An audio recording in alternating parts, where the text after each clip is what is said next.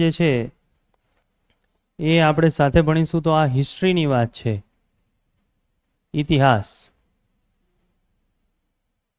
Boraniya guidance academy અને sir સાથે હું બહુ લગભગ 2016ના સમયથી જોડાયેલો છું અને બહુ સારા વિદ્યાર્થીઓ જે છે આ સંસ્થા હેઠળ પાસ થયા છે.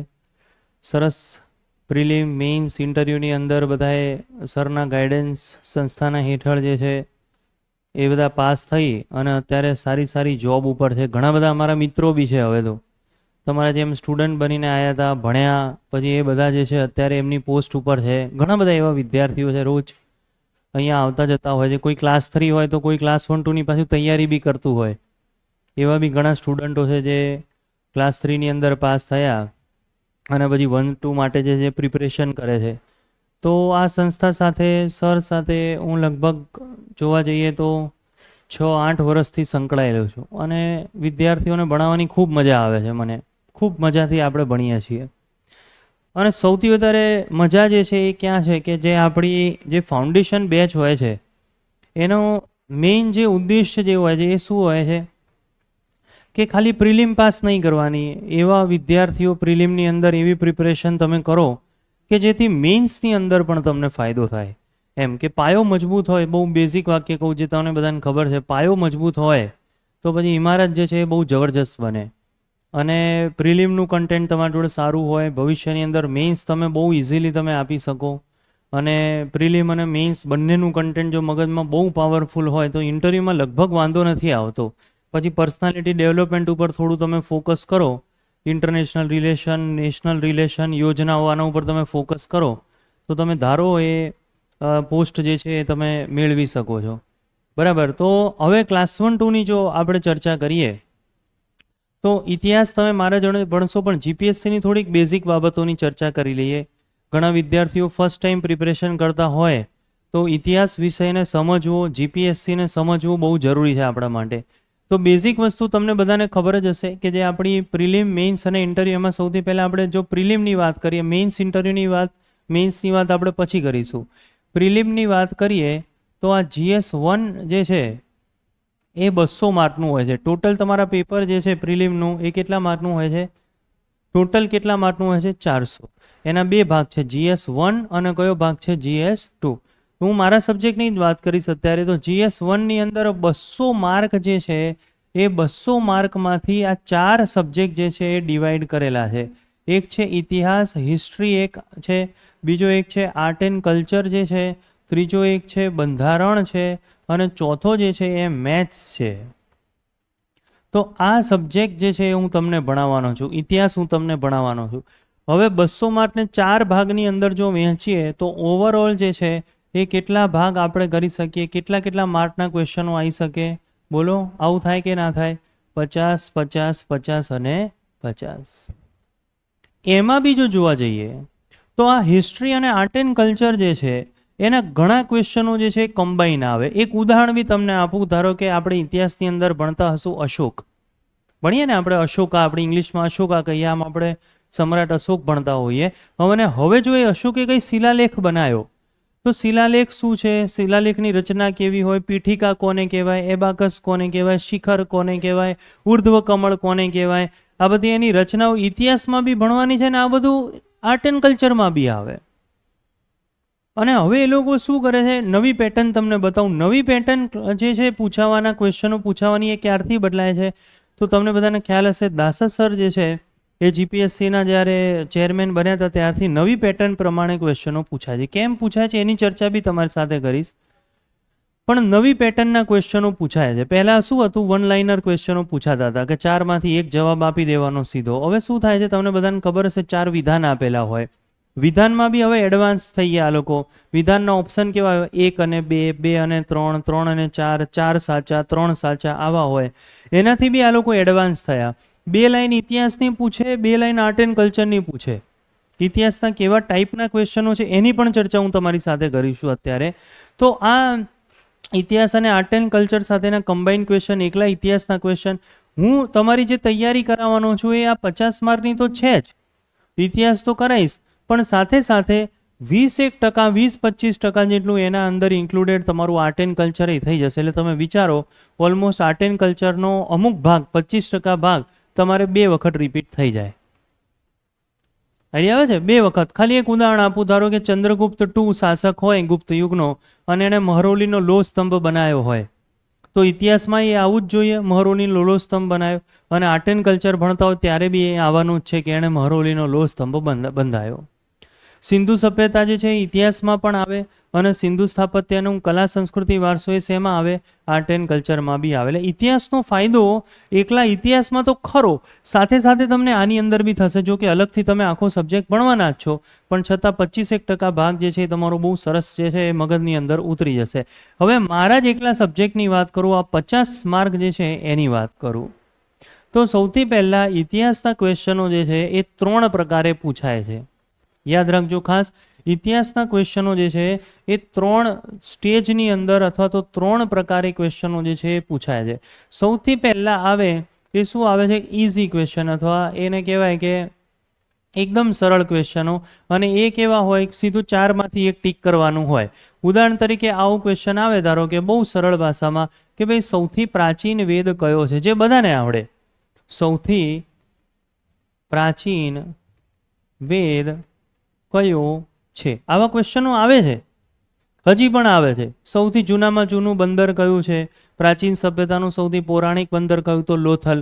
સૌથી પ્રાચીન વેદ બધાને આવડે. ધારો કે આ લખ્યું હોય, આ ઋગ્વેદ છે, પછી કયો છે? આ સામવેદ છે, પછી ધારો કે યજુર્વેદ છે, પછી કયો છે? અથર્વવેદ છે. તો આવા પ્રકારના ક્વેશ્ચનો, અને આપણને ખબર છે સૌથી પ્રાચીન વેદ કયો છે? ઋગ્વેદ. તો આવા ક્વેશ્ચનો જે છે એ કેટલા માર્કના આવે છે? યસ, આવી જાઓ. હવે એકલા હિસ્ટ્રીની વાત કરું તો જે 50 માર્કની તમે હિસ્ટ્રીની અંદર જે તૈયારી કરવાના છો, આ હિસ્ટ્રી અને આ 50 માર્કની જે આપણે તૈયારી કરીએ છીએ, તો 10 માર્કના ક્વેશ્ચનો જે છે સીધા આવા આવે છે, ઇઝી લેવલ. ઇઝી એટલે કેવું? આવડે જ એવું નહીં, આવડે જ એવું નહીં, પણ કેવું 4 ઓપ્શનમાંથી સીધો ટીક કરો અને તમારો આન્સર ત્યાં આવી ગયો. જેલમ નદીનું પ્રાચીન નામ શું હતું? વિતસ્તા. ચંપારણ સત્યાગ્રહ ક્યારે થયો? તો 1917. ખ્યાલ આવે છે? સડસડાટ સીધું એનું નામ તમે ટીક કરો અને સીધો એનો જવાબ જે છે ત્યાં આવી જાય. અને બહુ સરળ રહે. એક વખત શાંતિથી ઇતિહાસ વાંચ્યો હોય તો આ ક્વેશ્ચનો જે છે તમે આરામથી એને એટેન્ડ કરી શકો. અને આવા ક્વેશ્ચનો પૂછાય છે. આપણે ગમે ત્યારે લાસ્ટ પેપરમાં 8 જાન્યુઆરીએ કેવા પ્રકારના ક્વેશ્ચનો પૂછાય એની પણ ચર્ચા કરીશું. કે 8 જાન્યુઆરી કેવા ક્વેશ્ચનો હતા, શું હતા, એટલે તમને એક્ઝેક્ટલી આઈડિયા આવે. તો સૌથી પહેલાં આ વસ્તુ છે. મારી વાત કરી દઉં તો હિસ્ટ્રી જે છે એ છે આર્ટ એન્ડ કલ્ચર. મેં તમને કીધું ટોટલ GS1 જે છે એ કેટલા માર્કનું હોય છે? કેટલા માર્કનું હોય છે? બોલો. 200 માર્કનું હોય. હું ક્યારેય એની અંદર મેથ્સ નથી કરતો. આપણે ગણિત જોડે 36નો આંકડો છે, ક્યારેય નહીં. મેથ્સ, રિઝનિંગ, આમાં રિઝનિંગના થોડા ચેપ્ટરો મને આવડે છે. પેલો નહીં એવો ક્વેશ્ચન આવે, રમેશ જમણી બાજુ જઈને ડાબી બાજુ જઈને સીધો ઊભો છે તો એ કઈ દિશામાં છે? એ રમેશ જે દિશામાં હોય એ દિશામાં આપણને આવડે. એટલે ગણિત જે છે એમાં મને સાદું ગણિત બહુ સારું આવડે. રિઝનિંગ, ગણિત જવા દો, રિઝનિંગ આવડે. પણ નફો અને ખોટ, સાદું વ્યાજ, ચક્રવૃદ્ધિ વ્યાજ, આના જવાબ મારા ક્લાસમાં આવે, ઘરે એક્ઝામમાં ક્યારેય ના આવે. ઘરે ક્યારેય જવાબ ના આવે, ક્લાસમાં ક્યારેય જવાબ ના આવે. એટલે મારા માટે તો પહેલું પેપર જે છે, બોલો એ કેટલા માર્કનું હોય? 150. વર્ષોથી 3 વખત GPSCની પ્રિલિમ પાસ કરી, 3 પ્રિલિમમાં મારા માટે 150 માર્કની જ તૈયારી હોય. ખ્યાલ આવે છે? મેથ્સ, રિઝનિંગ મને એટલું બધું નહોતું ફાવતું. પેપર 2માં હું સારો સ્કોર લઈ આવું. અને આ વખતની વાત કરું તો આ વખતે મારા 114 માર્ક છે આટલામાંથી, 150માંથી. પહેલા પેપરમાં મારો સ્કોર સારો છે. સેકન્ડ પેપરમાં કરંટ અફેર, ઇકોનોમી અમે બહુ નહોતું વાંચ્યું, પણ પહેલા પેપરની અંદર મારું ઇતિહાસ, આર્ટ એન્ડ કલ્ચર, બંધારણ આ બહુ સારું છે. અને એ બધું ભેગું કરીને થોડું આ રમેશવાળા થોડા ક્વેશ્ચનો, થોડા આવા જે રિઝનિંગવાળા અમુક જે ઇઝીલી આવડી જાય, એમ ના ભણ્યા હોય તોય આવડી જાય, એ બધું કરી અને ગમે તેમ કરીને 114 માર્ક આવી ગયા આમાં. એટલે સારું છે. પહેલા પેપરમાં આટલા માર્ક, બીજાની અંદર સમથિંગ મારા 190ની આસપાસ કંઈક આંકડો થાય છે અને લગભગ 168 મેરિટ અટક્યું. એટલે ટૂંકમાં મેં તમને બેઝિક વાત કરી દીધી. તો એ વખતે બી આવું થયું આની અંદર કે ઇઝી ક્વેશ્ચનો જે છે આવા પૂછાય, એ આવડી જાય બધાને. ઇતિહાસ ભણ્યા હોય તો આવડી જાય. પછી આમાં અમુક ક્વેશ્ચન એવા બી હોય કે ભણ્યા હોય તો કદાચ ના બી આવડે.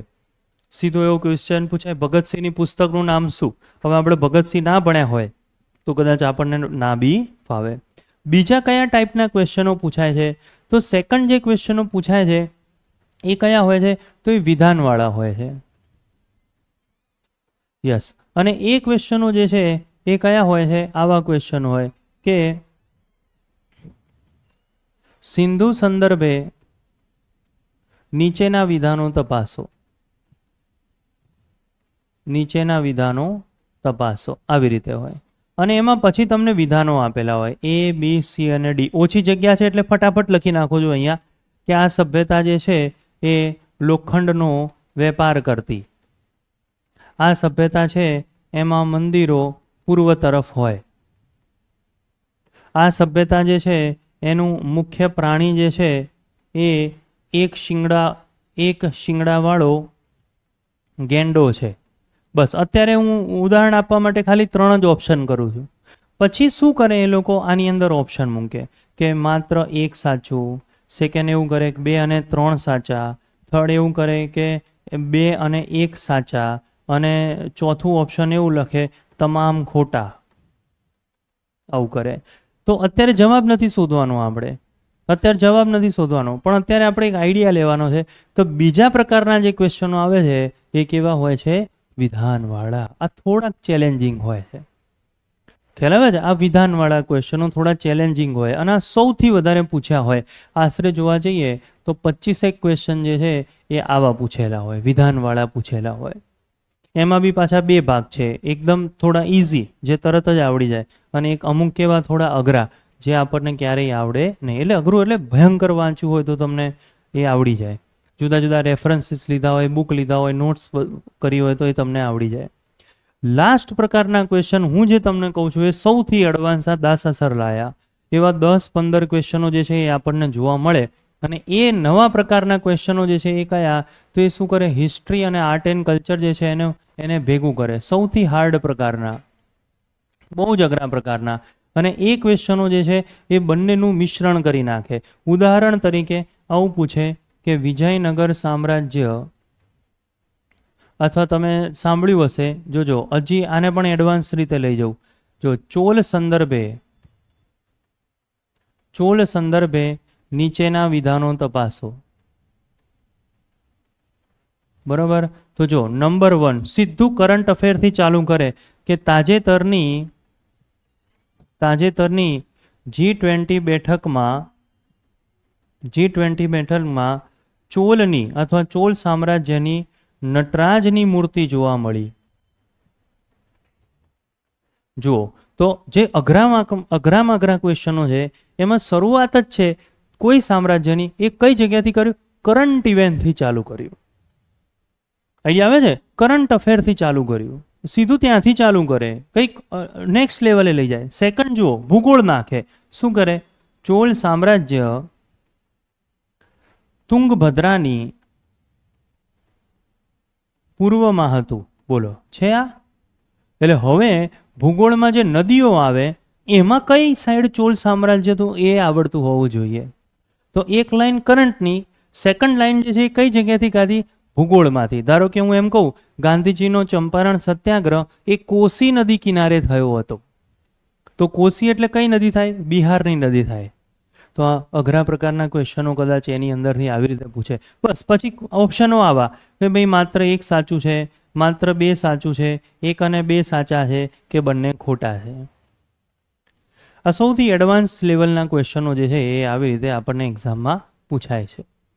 ખ્યાલ આવે છે? તો સૌથી પહેલાં 3 રીત મેં તમને બતાવી દીધી. એક સૌથી ઇઝી, વાંચ્યું હશે, ક્લાસ એટેન્ડ કર્યા હશે, આવડી જાય. સેકન્ડ આ પણ એવું છે, વાંચ્યું હશે, ક્લાસ એટેન્ડ કર્યા હશે, આવડી જશે. એટલે ઓલમોસ્ટ જો જોવા જઈએ તો શાંતિથી તમે ક્લાસ એટેન્ડ કરશો, તમારી નોટ્સ તમે બનાવશો તો ઇઝીલી 50માંથી કેટલા માર્કનું આપણને ફાઈ જવાનું છે? 35 કન્ફર્મ. અને આ મોર ધેન ઇનફ છે. આ બી સાંભળજો, ઇનફ છે આટલા માર્ક. હંમેશા 400માંથી 400 પાસ થવા માટે નથી લાવવાના. ખ્યાલ આવે છે? 200, 220, 240ની તૈયારી કરવાની છે બસ. એ બી હું તમને રીત શીખવાડી, કેમ એ બી હું તમને બતાવીશ. તો આટલું. પછી જે છે એ ઘણી બધી આપણા જે સબ્જેક્ટનું જે જોડાણ આપણું હશે કે આપણને ભૂગોળ બી આવડે છે, આપણને જે છે આર્ટ એન્ડ કલ્ચર પણ આપણું સારું છે, ઇતિહાસ પણ તમે સારું છે, કરંટ અફેર પણ આપણું સારું છે. એ બધું ભેગું કરીને એ લોકોએ કંઈ દિમાગવાળો ક્વેશ્ચન પૂછ્યો, ખ્યાલ આવે છે? તો આ આન્સરો બી જે છે એ આપણને આવડવાના છે. વધારાના જે 15 છે એ બી આપણને આવડે. છતાં જો જોવા જઈએ તો એકદમ હાઈએસ્ટ અને સારામાં સારો સ્કોર જે છે એ 50માંથી કેટલાનો કહેવાય? બોલો કેટલાનો કહેવાય? 40-42નો મોર ધેન ઇનફનો કહેવાય. ખ્યાલ આવે છે? અને હું બહુ પેલું મહાનતા ને એવું તો હું મારી સાબિત નથી કરતો કે મારી મેઇન્સ છે ને મને બહુ આવડે છે ને મારે 114 છે, તો નથી કહેતો. પણ ખાલી એક ઉદાહરણ આપી દઉં છું કે ગઈ વખતે જે કંઈ પણ નોટ્સની અંદર બધા છોકરાઓએ લખ્યું હતું, મેં લખાયું એવું નથી કહેતો, બધું ભેગું કરીને સારું સારું કન્ટેન્ટ બધાએ લખ્યું હતું, એમાંથી 48 માર્ક જે છે એ છોકરાઓએ ઇતિહાસમાં સાચા કર્યા, 48 માર્ક. અને એટલે જ તમે જુઓ, એની સાબિતી બી તમને આપું, એટલે જ તમે જુઓ આ વખતના 1-2ની અંદર પહેલી વાર રેકોર્ડ બ્રેક 9,900 લોકો પાસ થયા છે. કારણ કે ઇતિહાસ સહેલું હતું. આઈડિયા આવે છે? ઇતિહાસ સહેલું પૂછ્યું હતું તો બધાને 47 માર્ક આવ્યા. અને એટલે તમે જુઓ 9,900થી વધારે સંખ્યા પાસ થઈ છે. આઈડિયા આવે છે? તો આવું તમે બી કરી શકો છો. ખ્યાલ આવે છે? સહેલું પૂછાયું એનો અર્થ શું થાય? મેક્સિમમ કેવા પ્રકારના ક્વેશ્ચનો પૂછાયા? ઇઝીવાળા અને કયા પૂછાયા? વિધાનવાળા. આ બહુ ઓછા પૂછ્યા, કાં તો પૂછ્યા જ નહીં. તો જે પૂછ્યા આ બધા પૂછ્યા તો ધડાધડ બધાએ ટીક કરી નાખ્યા, સીધું મેરિટમાં નામ આવી ગયું અને અત્યારે 9,900માં બધા વિદ્યાર્થીઓ હશે. આઈડિયા આવે છે? એટલે ઇઝી પૂછ્યું હતું. તો ઇતિહાસની અંદર જે છે આ ભાગ છે. હવે હજી ઓર આગળ વધીએ એટલે ઇનડાયરેક્ટલી તમે સમજો, આ પહેલી બાબત છે મારે તમને સમજાવવાની કે ઇતિહાસમાં બહુ ડરવાની જરૂર નથી. શાંતિથી ઇતિહાસમાં ક્લાસ નોટ્સ બનાવો. ખ્યાલ આવે છે? જે નોટ્સ છે એ બનાવો. જે મટીરિયલ તમને અહીંથી આપે એને તમે વાંચવાનું શરૂ કરી દો. તમારી નોટ્સ હશે, મટીરિયલ હશે, સિલેબસ થોડો વહેલા પૂરો કરી દો. હવે ધારો કે ટેન્ટેટિવ એક્ઝામ ક્યારે છે? તો ફેબ્રુઆરી-માર્ચ પછી છે ને. 1-2 ક્યારે છે? તો ધારો કે આવતા વર્ષે છે. હવે ધારો કે આપણે એક ટાર્ગેટ કરીએ કે ભાઈ નવેમ્બર-ડિસેમ્બર સુધી તમે તમારું સિલેબસ કમ્પ્લીટ કરો. ખ્યાલ આવે? ધારો કે ઇતિહાસની આપણે વાત કરીએ તો ભાઈ તમે ડિસેમ્બર-નવેમ્બર સુધી પ્રિલિમ જેટલો ઇતિહાસ પૂરો કરો, પછી જાન્યુઆરી-ફેબ્રુઆરી રિવિઝન કર્યા કરો, તો તમે એમાં જ આવી જશો. કે ઇઝી પૂછાયું એટલે 50માંથી 47-48 સીધા તમારા ટીક થઈ જશે. અઘરું પૂછાયું તો 40-42 ટીક થશે. અને એ બાકી બધાને અઘરું જ પડવાનું છે. જે આપણું રિઝલ્ટ આવશે એ બધાનું આવવાનું. તો ઇતિહાસ જે છે એ આવી રીતે સૌથી પહેલાં પૂછાય. હવે આગળ વધીએ. આગળ વધીએ આપણે. ઇતિહાસની અંદર પહેલેથી કહી દઉં કે you have turn off your mic and video.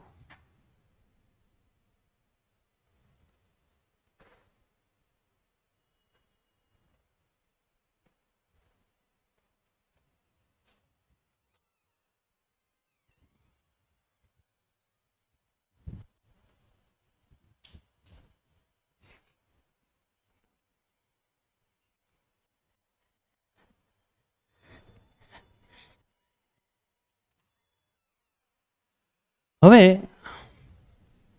ઇતિહાસ જે છે એની અંદર સૌથી પહેલું એક આપણને સિલેબસ પ્રમાણે આપણને ખબર હોવી જોઈએ કે આપણે ભણવાનું છે કેવી રીતે. એક સિલેબસનો આઈડિયા આપણને હોવો જોઈએ. કયા કયા ટોપિક આવવાના છે એનો જે છે એ આઈડિયા આપણને હોવો જોઈએ. હવે હિસ્ટ્રીની જો વાત કરીએ, ઇતિહાસની જો આપણે વાત કરીએ તો સૌથી પહેલાં 2 ભાગ છે આપણા જોડે. નંબર 1 જે છે એ ભારતનો ઇતિહાસ, અત્યારે કંઈ ના લગતા.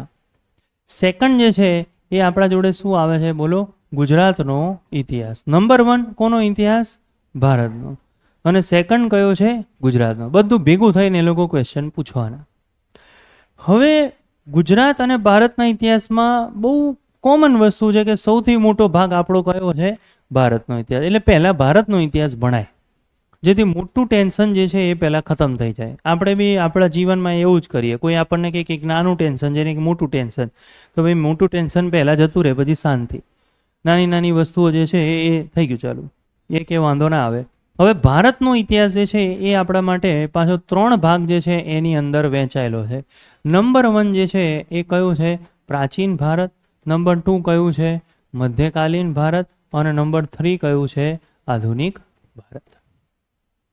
3 ભાગની અંદર વહેંચાયેલું. એમાં કેવા ક્વેશ્ચનો આવશે એની તો આપણે ચર્ચા કરીશું, પણ અત્યારે આ પ્રાચીન ભારત, મધ્યકાલીન ભારત અને આધુનિક ભારત.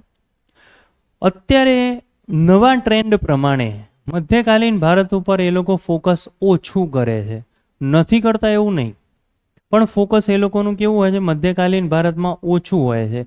કેમ? કારણ કે પહેલાંની જે એક્ઝામો લેવાતી એમાં ગુજરાતનો ઇતિહાસ નહોતો એડ કર્યો, અને એના સિવાય બી ઘણી બાબતો છે. દેશી રજવાડાઓ છે, સરદાર વલ્લભભાઈ પટેલનું જીવન વૃત્તાંત, બાબા સાહેબ આંબેડકરનું જીવન વૃત્તાંત, મહાત્મા ગાંધીજીનું જીવન વૃત્તાંત, આઝાદી પછીની ઘટનાઓ, આ બધું પહેલાં નહોતું એટલે એ લોકો બહુ પૂછતા હતા. પણ હવે એ બધા ટોપિક છે એટલે મધ્યકાલીન ભારત ઉપર ઓછો ભાર આપ્યો. તો પ્રાચીન ભારતમાં એવરેજ કહું છું 41% જેટલું હોય છે. આધુનિક ભારતમાંથી, આ ભારતના ઇતિહાસના વાત ચાલે છે, એમાં 41% જેટલા ક્વેશ્ચન પૂછે, અને મધ્યકાલીન ભારતમાંથી કેટલા ક્વેશ્ચન પૂછે? 20% જેટલા. આ પર્સન્ટેજ ઉપર આધાર રાખે છે કે ભાઈ આ ભારતના ઇતિહાસમાંથી 100% ક્વેશ્ચનો કાઢવા હોય તો પ્રાચીન ભારતનું 40% પૂછાય, આધુનિક 40%, મધ્યકાલીન 20%. એનો અર્થ એ થાય કે ભારતનો ઇતિહાસ બહુ સારી રીતે તૈયાર કરવો હોય તો સૌથી પહેલાં 2 વસ્તુઓ આપણે કરી નાખાય. બોલો શું કરી નાખાય? પ્રાચીન અને શું કરી નાખાય? આધુનિક. એટલે ઓવરઓલ જોવા જઈએ તો ઇતિહાસમાં કેટલા ટકા આપણા પૂરા થઈ જાય? 80% જેટલું કામ આપણું પૂરું થઈ જાય. આ વખતે મધ્યકાલીન ભારતની અંદર પણ સેમ આવું થયું. 6 માર્કના ક્વેશ્ચનો પૂછાયા, ખાલી 6 કે લગભગ 7 હશે, તો 6 કે 7 માર્કના મધ્યકાલીન ભારતના ક્વેશ્ચન હતા. બાકી બધું એ લોકોએ પ્રાચીન, આધુનિક, ગુજરાત ઉપર ફોકસ કર્યું. ગુજરાતના એ ઓછા હતા. મેક્સિમમ જે ક્વેશ્ચનો પૂછાયા પ્રાચીન અને આધુનિકના પૂછાયા. એક વખત એવું બી કરીશું કે આપણું જે જૂનું 8 જાન્યુઆરી એક્ઝામ હતી, 8 જાન્યુઆરીનું પેપર આપણે વચ્ચે સોલ્વ કરી દઈશું. એના સારા સારા ક્વેશ્ચનો આપણે સોલ્વ કરી દઈશું એટલે તમને આઈડિયા આવી જાય. તો આ રીતે પ્રાચીન છે, મધ્યકાલીન છે, આધુનિક છે. ત્યારબાદ જે છે એ આપણા સામે કયો ઇતિહાસ આવે છે? ગુજરાતનો ઇતિહાસ. આ ગુજરાતનો ઇતિહાસ આવે છે. અને ગુજરાતનો ઇતિહાસ જે છે એની અંદર આમ ભાગ નથી પડતા, પણ આપણે થોડા ભાગ પાડવા પડે. સૌથી પહેલાં જે છે ગુજરાતના વંશો છે, અને એ વંશો જે છે એ મૈત્રક છે, એના પછી અનુમૈત્રક વંશ છે, એની અંદર અનુમૈત્રકની અંદર પાછું વાઘેલા વંશ છે. એટલે ઘણા બધા છે. એમ સોલંકી યુગ એની અંતર, એના પછી સોલંકી યુગ આવશે, વાઘેલા વંશ, ચાવડા વંશ એના અંતર્ગત આવશે. બરાબર? તો ઘણા બધા એવા વંશ આવે છે આની અંદર જે ભણવાના આપણે આવે. આ સોલંકી વંશ, એના પછી આ વાઘેલા વંશ, એના પછી ગુજરાત સલ્તનત, હા, મોહમ્મદ બેગડા સુધી આપણે જવા. એટલે મોહમ્મદ બેગડા સુધીના ક્વેશ્ચનો મેક્ઝિમમ એની અંદર હોય. પછી છે મુઝફ્ફર શાહ, બીજો અને બધા ઘણા શાસકો છે, પણ ટૂંકમાં આ વંશો જે છે એ પહેલાં કરવાના. પછી ગુજરાતના ઇતિહાસમાં એક અલગ વસ્તુ પણ છે, અને એ શું છે? મહાગુજરાત આંદોલન. બહુ એના ક્વેશ્ચનો નથી, પણ અમુક એમાં વાક્યો છે. ઇન્દુલાલ યાજ્ઞિક કંઈક બોલ્યા હોય, ઠાકોરભાઈ દેસાઈ કંઈ બોલ્યા હોય, તો આ બધા સેન્ટેન્સીસ પૂછે. અને મહાગુજરાત આંદોલનનું કદાચ એકાદ માર્કનું ક્વેશ્ચન જે છે એ આપણને પૂછી શકે. અને એના પછી બી છે વધારાની બાબતો, અન્ય બાબતો, અને એની અંદર ગાંધીજી છે, એની અંદર સરદાર વલ્લભભાઈ પટેલ છે, એની અંદર બાબા સાહેબ આંબેડકર છે, અને એના પછી આઝાદી બાદની ઘટનાઓ. આ તમે જેમ જેમ બધા સબ્જેક્ટ જેમ જેમ ભણતા જશો એમ એમ તમને આવડી જશે. એટલે બહુ કંઈ એમાં મોટો ઇસ્યુ છે નહીં. પણ પહેલાં સૌથી મોટી આપણા જોડે જે બાબત આવે છે એ આ ગુજરાતને બી આપણે જવા દઈએ તો અહીંયા આપણા માટે બાબત કઈ આવે છે? ભારતનો ઇતિહાસ. સૌથી મોટી બાબત છે ભારતનો ઇતિહાસ. એ એક વખત તમે કમ્પ્લીટ કરી નાખો એટલે ઓલમોસ્ટ તમે સમજો કે ક્યારેય કોઈ બી એક્ઝામ આવતી હોય એની અંદર તમે અપિયર થઈ જાઓ તો ગુજરાતનો ઇતિહાસ તો 2 કે 3 દિવસમાં વાંચી શકાય. આ બધું 1 2 2 3 દિવસમાં વાંચો. અને નાએ વાંચો, ખ્યાલ આવે છે? તમે નાએ વાંચો તો બહુ મોટા એટલા બધા ક્વેશ્ચનોનો ફરક પડતો નથી. મેક્ઝિમમ જે પૂછાવાના ચાન્સીસ હોય એ પ્રાચીન, મધ્યકાલીન અને આધુનિક ભારતની અંદરથી પૂછાય. આજનો લેક્ચર ઓરિએન્ટેશનનો છે. કેવી રીતે એક્ઝામ આપવી,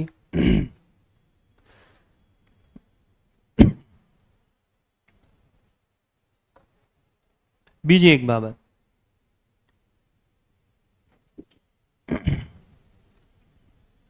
મારા લેક્ચરોની અંદર ફિલહાલ તમારે નોટ્સ સરસ મજાની બનાવવાની છે, અને કોઈ ચોપડી અત્યારે ખરીદવાની નથી. અત્યારે કોઈ ચોપડી જે છે એ ખરીદવા પાછળ તમારે ભાર આપવાનો નથી. એના બી બેઝિક્સ હું તમને બતાવી દઉં, ક્યાંથી આપણે ભણવાના છે, શું કરવાના છે, એની તમારી સાથે હવે ધીરે ધીરે ચર્ચા આગળ. આજનો લેક્ચર ઓરિએન્ટેશનનો, તમે ઇતિહાસને સમજો, તમે મને સમજો, હું તમને સમજું, ત્યારે જઈને કારણ કે તમે હવે આવનારા 6-8 મહિના મારી સાથે જોડાયેલા છો અને તમારા ઇતિહાસના 48, 50, 45 જે તમે માર્ક લાવો એ મારા ઉપર નિર્ભર કરે છે કે મેં તમને શું ભણાવ્યું, મેં તમને શું લખાયું, એના ઉપર માર્ક નિર્ભર કરે છે. તો જાણવું તો પડે ને આપણે એકબીજાને. ત્યારે તમે સૌથી પહેલાં તમે વિચાર કરો, તમે ઇતિહાસના કોચની પસંદગી અત્યારે કરી છે કે આ વ્યક્તિ જે છે એ મને આ વસ્તુ શીખવાડશે. પેલું નથી હોતો બોલિંગ કોચ, બેટિંગ કોચ, સ્પિનરનો કોઈ કોચ, ફિલ્ડિંગ કોચ, બધા અલગ અલગ કોચ હોય. તેમાં તમે તમારા સબ્જેક્ટમાંથી, હું તમારો ઇતિહાસનો કોચ છું. તો મારી પેટર્ન તમે જ્યાં સુધી ના સમજો ત્યાં સુધી તમે ઇતિહાસની અંદર સારા માર્ક ના લાવી શકો. હું તમને ના સમજું ત્યાં સુધી માર્ક આપણે સારો ગેઇન ના કરી શકીએ.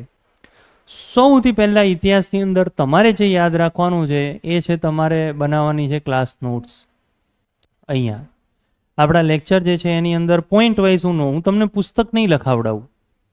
આ નોટ્સ કેવી હશે તો ચોપડીઓની અંદર જે છે એ 900 પેજ આપ્યા હશે. હું તમને જે લખાઈશ એ ખાલી 9 પેજની હશે, 90 પેજની હશે.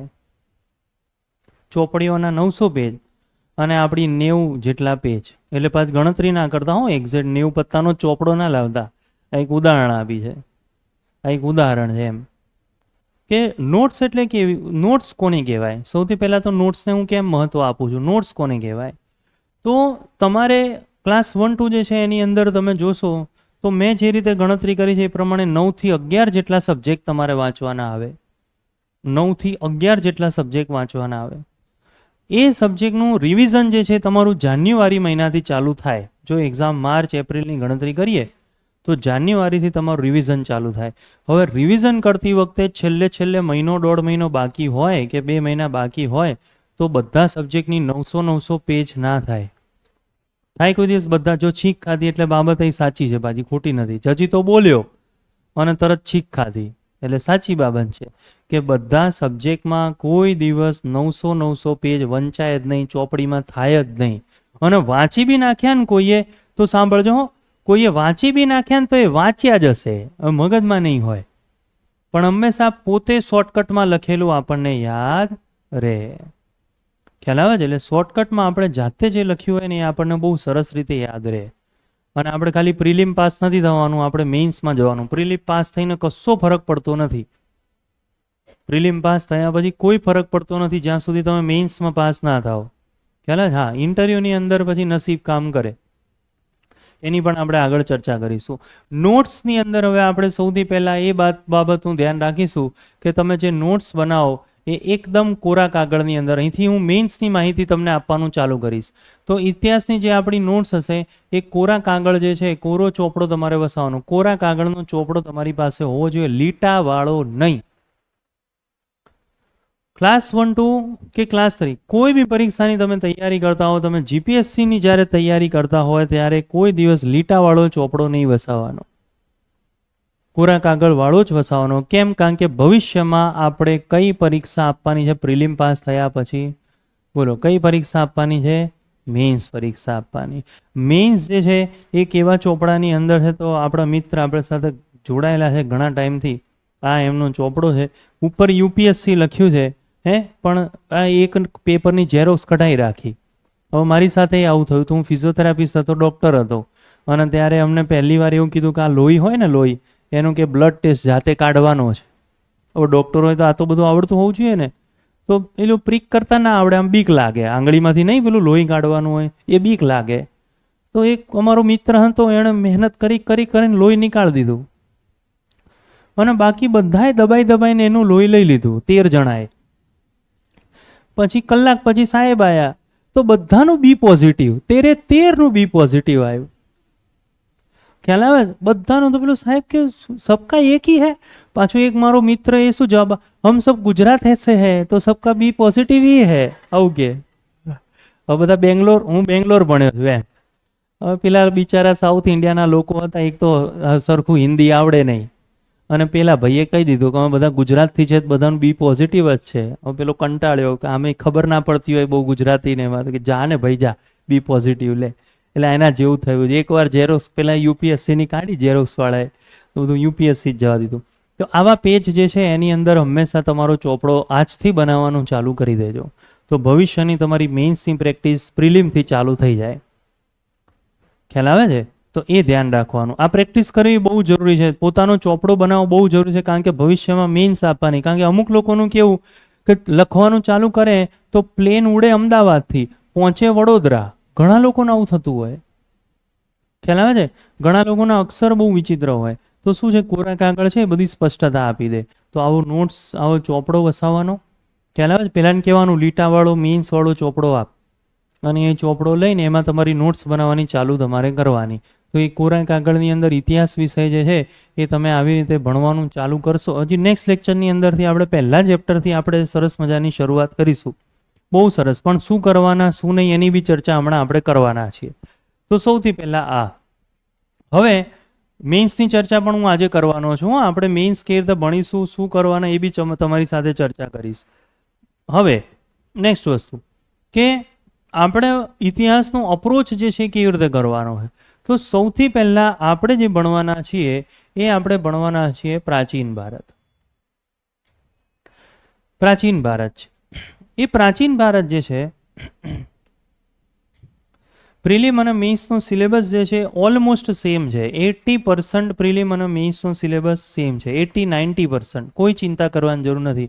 જે પ્રિલિમમાં છે એ જ મેઇન્સમાં છે.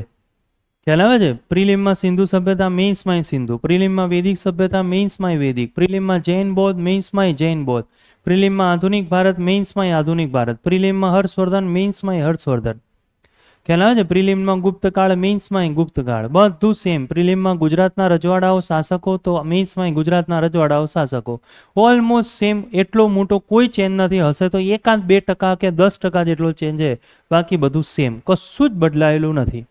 એટલે કહું છું તમને ફરીથી કે મેઇન્સની હમણાં આપણે ચર્ચા કરીએ. પ્રાચીન ભારત જે છે એની અંદર સૌથી ઇમ્પોર્ટન્ટ પહેલાં આપણને પેટર્ન, હું જે ભણાવવાનો છું એ સિલેબસના અનુસાર જ ભણાવવાનો છું. ક્રોનોલોજીને પકડીને જ ભણાવવાનો છું. ખ્યાલ આવે છે? એટલે ક્રોનોલોજીકલ ઓર્ડર જે છે એ સબ્જેક્ટમાંય આવશે અને ટોપિકમાંય આવશે. સૌથી પહેલાં પ્રાચીન ભારત જે છે એની અંદર આપણું જે પહેલું ચેપ્ટર જે છે એ કયું છે? સિંધુ સભ્યતા. સિંધુ સભ્યતાનું. હવે વિશ્વની એવું કહેવાય છે કે પ્રાચીન જે સભ્યતાઓ છે, મેસોપોટેમિયા છે, બેબીલોનની સભ્યતા છે, ચીની સભ્યતાઓ છે, એમ ભારતની સૌથી પ્રાચીન સભ્યતા હતી અને એ સિંધુ સભ્યતા. આશરે જોવા જઈએ તો અત્યારથી 4000-4500 વર્ષ પહેલાંની 4000-4500 વર્ષ પહેલાંની સિંધુ સભ્યતા. એ કેવી રીતે કે રહે છે, એનો સમાજ કેવો છે, એની લિપિ કેવી છે, એ એવી કઈ કઈ જગ્યાઓ છે જે સિંધુ સભ્યતા. હડપ્પા, તમે નામ સાંભળ્યું હશે. હડપ્પા, મોહેંજો-દડો, લોથલ, ધોળાવીરા. હવે ક્વેશ્ચનો હતા આપણા ધોળાવીરાના. ધારો કે વર્લ્ડ હેરિટેજ સાઇટ જે છે બધાને ખબર હશે કે 40મી વર્લ્ડ હેરિટેજ સાઇટ ને ગુજરાતીની 4થી વર્લ્ડ હેરિટેજ સાઇટ એ કઈ બની? ધોળાવીરા. જો કરંટ આવ્યું. અને એ ધોળાવીરા સાઇટ, લોથલ સાઇટ, એના સંદર્ભમાં બાબતો કઈ છે, શું છે સાચી, આ બધા ક્વેશ્ચનો જે છે આપણને જોવા મળે. એટલે સૌથી પહેલું બેઝિક જે છે આપણા માટે પહેલો ચેપ્ટર હાઈ ક્લાસ કરવાનું, અને એ છે સિંધુ સભ્યતા. બહુ સરસ ચેપ્ટર છે. ઇતિહાસની એન્ટ્રી ખરેખર આવા ચેપ્ટરથી જ થવી જોઈએ. સરસ ચેપ્ટર છે, મગજમાં ઉતરી જાય અને જે ભણવાના એ જ તમને એક્ઝામમાં દેખાય. કોઈ નવું અટપટું ના હોય. હા, કરંટ અફેરમાંથી હોય. કરંટ અફેર બહુ મોટો રોલ ભેગો કરે છે. હમણાં હું એની પણ તમારી સાથે ફરીથી ચર્ચા કરું. લોથલની અંદર નેશનલ મેરીટાઈમ હેરિટેજ સેન્ટર બની રહ્યું છે. પ્રધાનમંત્રીએ જાહેરાત કરી હતી. તો એ ક્વેશ્ચન એક્ઝામની અંદર કરંટ અફેરમાંથી આવે, સિંધુ સભ્યતામાંથી.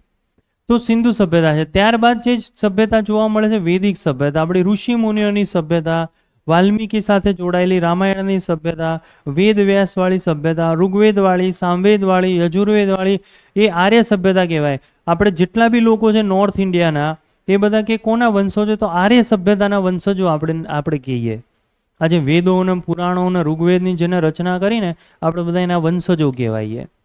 એટલે આ વૈદિક સભ્યતા, એમાંથી વેદોનો ક્વેશ્ચન પૂછાય. ઋગ્વેદ સંદર્ભે કઈ બાબત સાચી, સામવેદ સંદર્ભે કઈ બાબત સાચી, મેઇન્સની અંદર પૂછાય, પ્રિલિમની અંદર ક્વેશ્ચન પૂછાય. આર્ય સભ્યતાના મેરેજીસ કઈ પ્રકારના હતા, લગ્નોના પ્રકાર, યજ્ઞોના પ્રકાર, બોલો.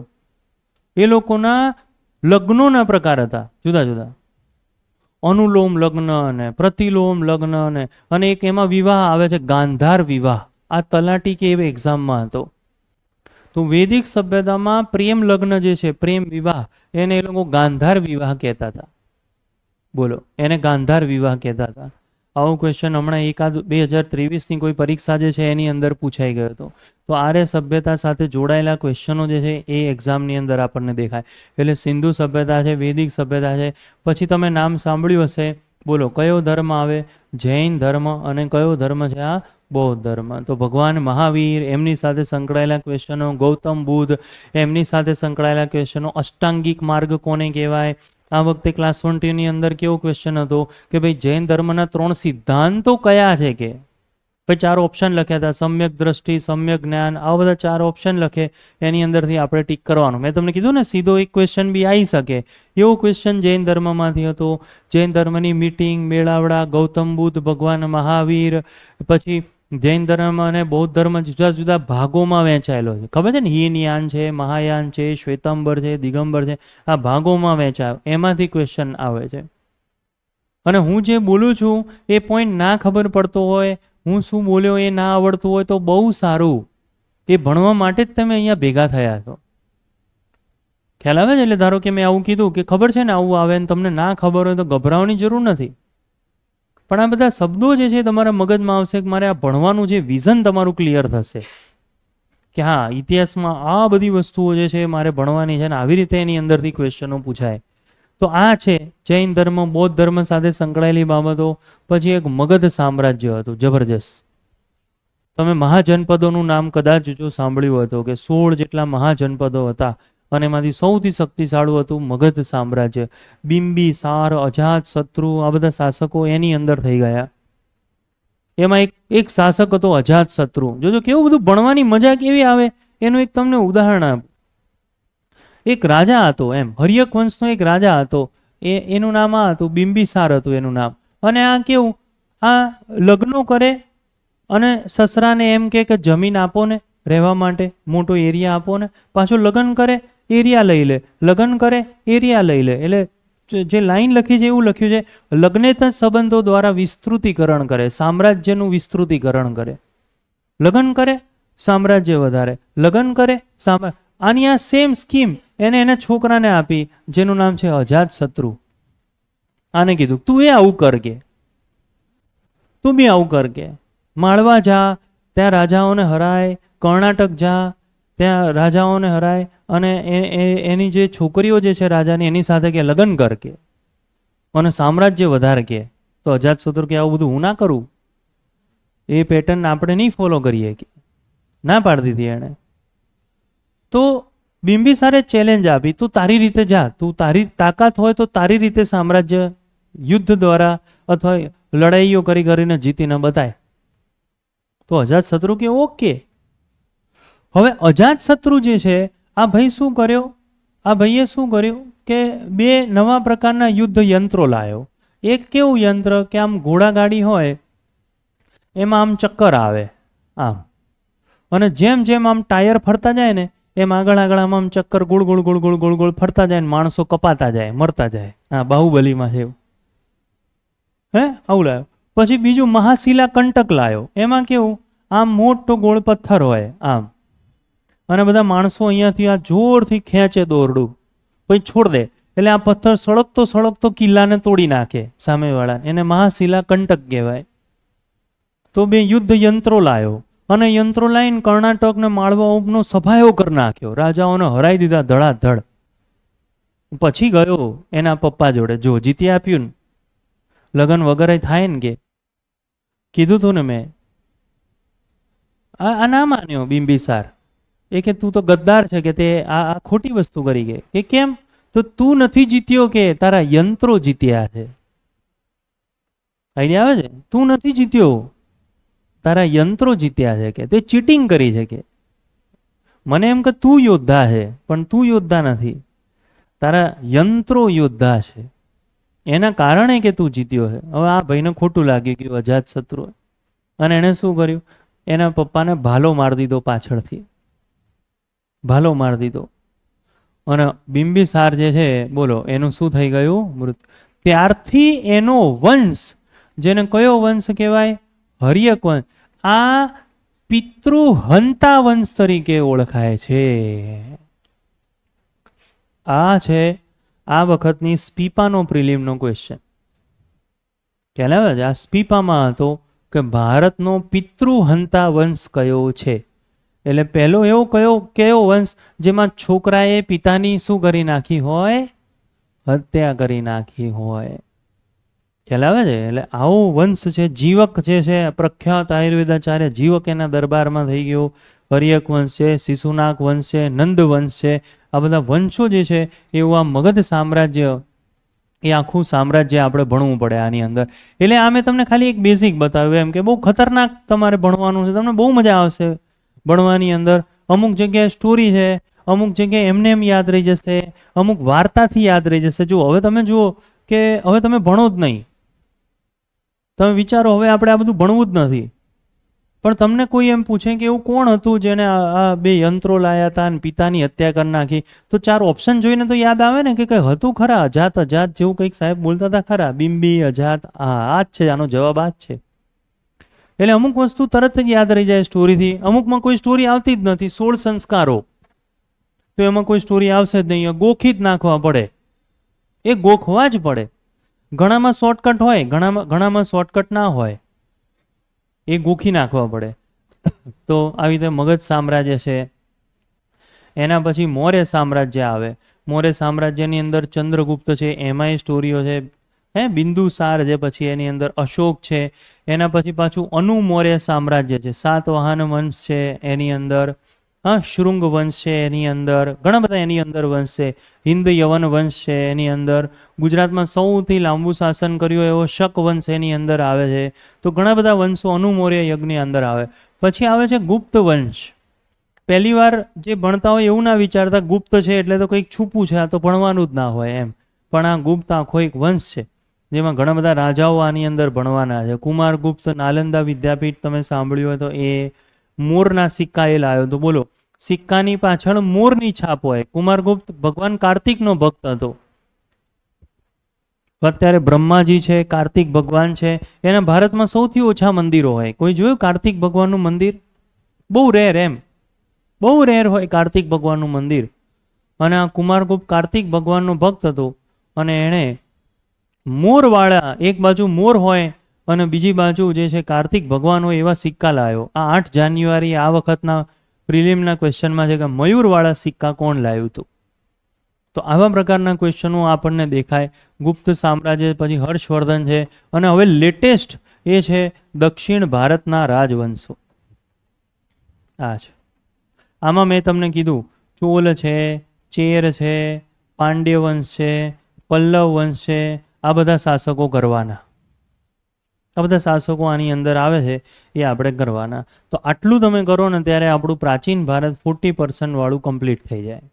હા, એના પછી જો જોવા જઈએ તો મધ્યકાલીન, એટલું બધું જેટલું હું કરાવું એટલું તમારે મધ્યકાલીન ઉપર ફોકસ કરવાનું છે, પણ ભણવાનું તો છે. તો જે મધ્યકાલીન છે એની અંદર જો જોવા જઈએ તો સૌથી પહેલી આવે છે દિલ્હી સલ્તનત. દિલ્હી સલ્તનત આવે. આમ એની સ્થાપના મોહમ્મદ ગજની, મોહમ્મદ ઘોરી એના આક્રમણથી થઈ નથી. સોમનાથ ઉપર ચઢાઈ કરી હતી મોહમ્મદ ગજની. પછી આવ્યો મોહમ્મદ ઘોરી. ભારત ઉપર 17 વાર મોહમ્મદ ગજની જે છે એને ચઢાઈ કરો. મોહમ્મદ ઘોરી એનું તો પેલું અક્ષય કુમારનું પૃથ્વીરાજ ચૌહાણ વાળું એક મૂવી આવીને ગયું. ખબર છે ને? અક્ષય કુમારનું એક મૂવી આવ્યું હતું હમણાં, પૃથ્વીરાજ કરીને. એક પૃથ્વીરાજ ત્રીજો હતો. એ મૂવી આવીને ગયું. અને એ પૃથ્વીરાજ જે છે એ આંધળો થઈ ગયો. તો એનો કવિ હતો ચંદ બરદાઈ. તો મોહમ્મદ ઘોરી એ પૃથ્વીરાજને લઈ ગયો, એના જોડે કાબુલ લઈ ગયો. અને ત્યાં જઈને પેલો પૃથ્વીરાજ ચૌહાણ કે મને તો કોઈ હરાઈ ના શકે, તું કે મને છોડી દે તો તને મારી નાખું. એની આંખો ફોડી નાખી હતી પૃથ્વીરાજ ચૌહાણની. તોય એનો કવિ ચંદ બરદાઈ એમ કે આ આંધળો છે ને છતાં તને મારવાની તાકાત ધરાવે. તો મોહમ્મદ ઘોરી કે એવું તો હોય જ નહીં, આંધળો હોય ને મને મારી જ ના શકે. તે એમાં એવું થયું. 2 જણા ઘોડા લઈને સામે આવ્યા અને જે ભાલો એકબીજાને મારી નાખે એ મરી ગયો.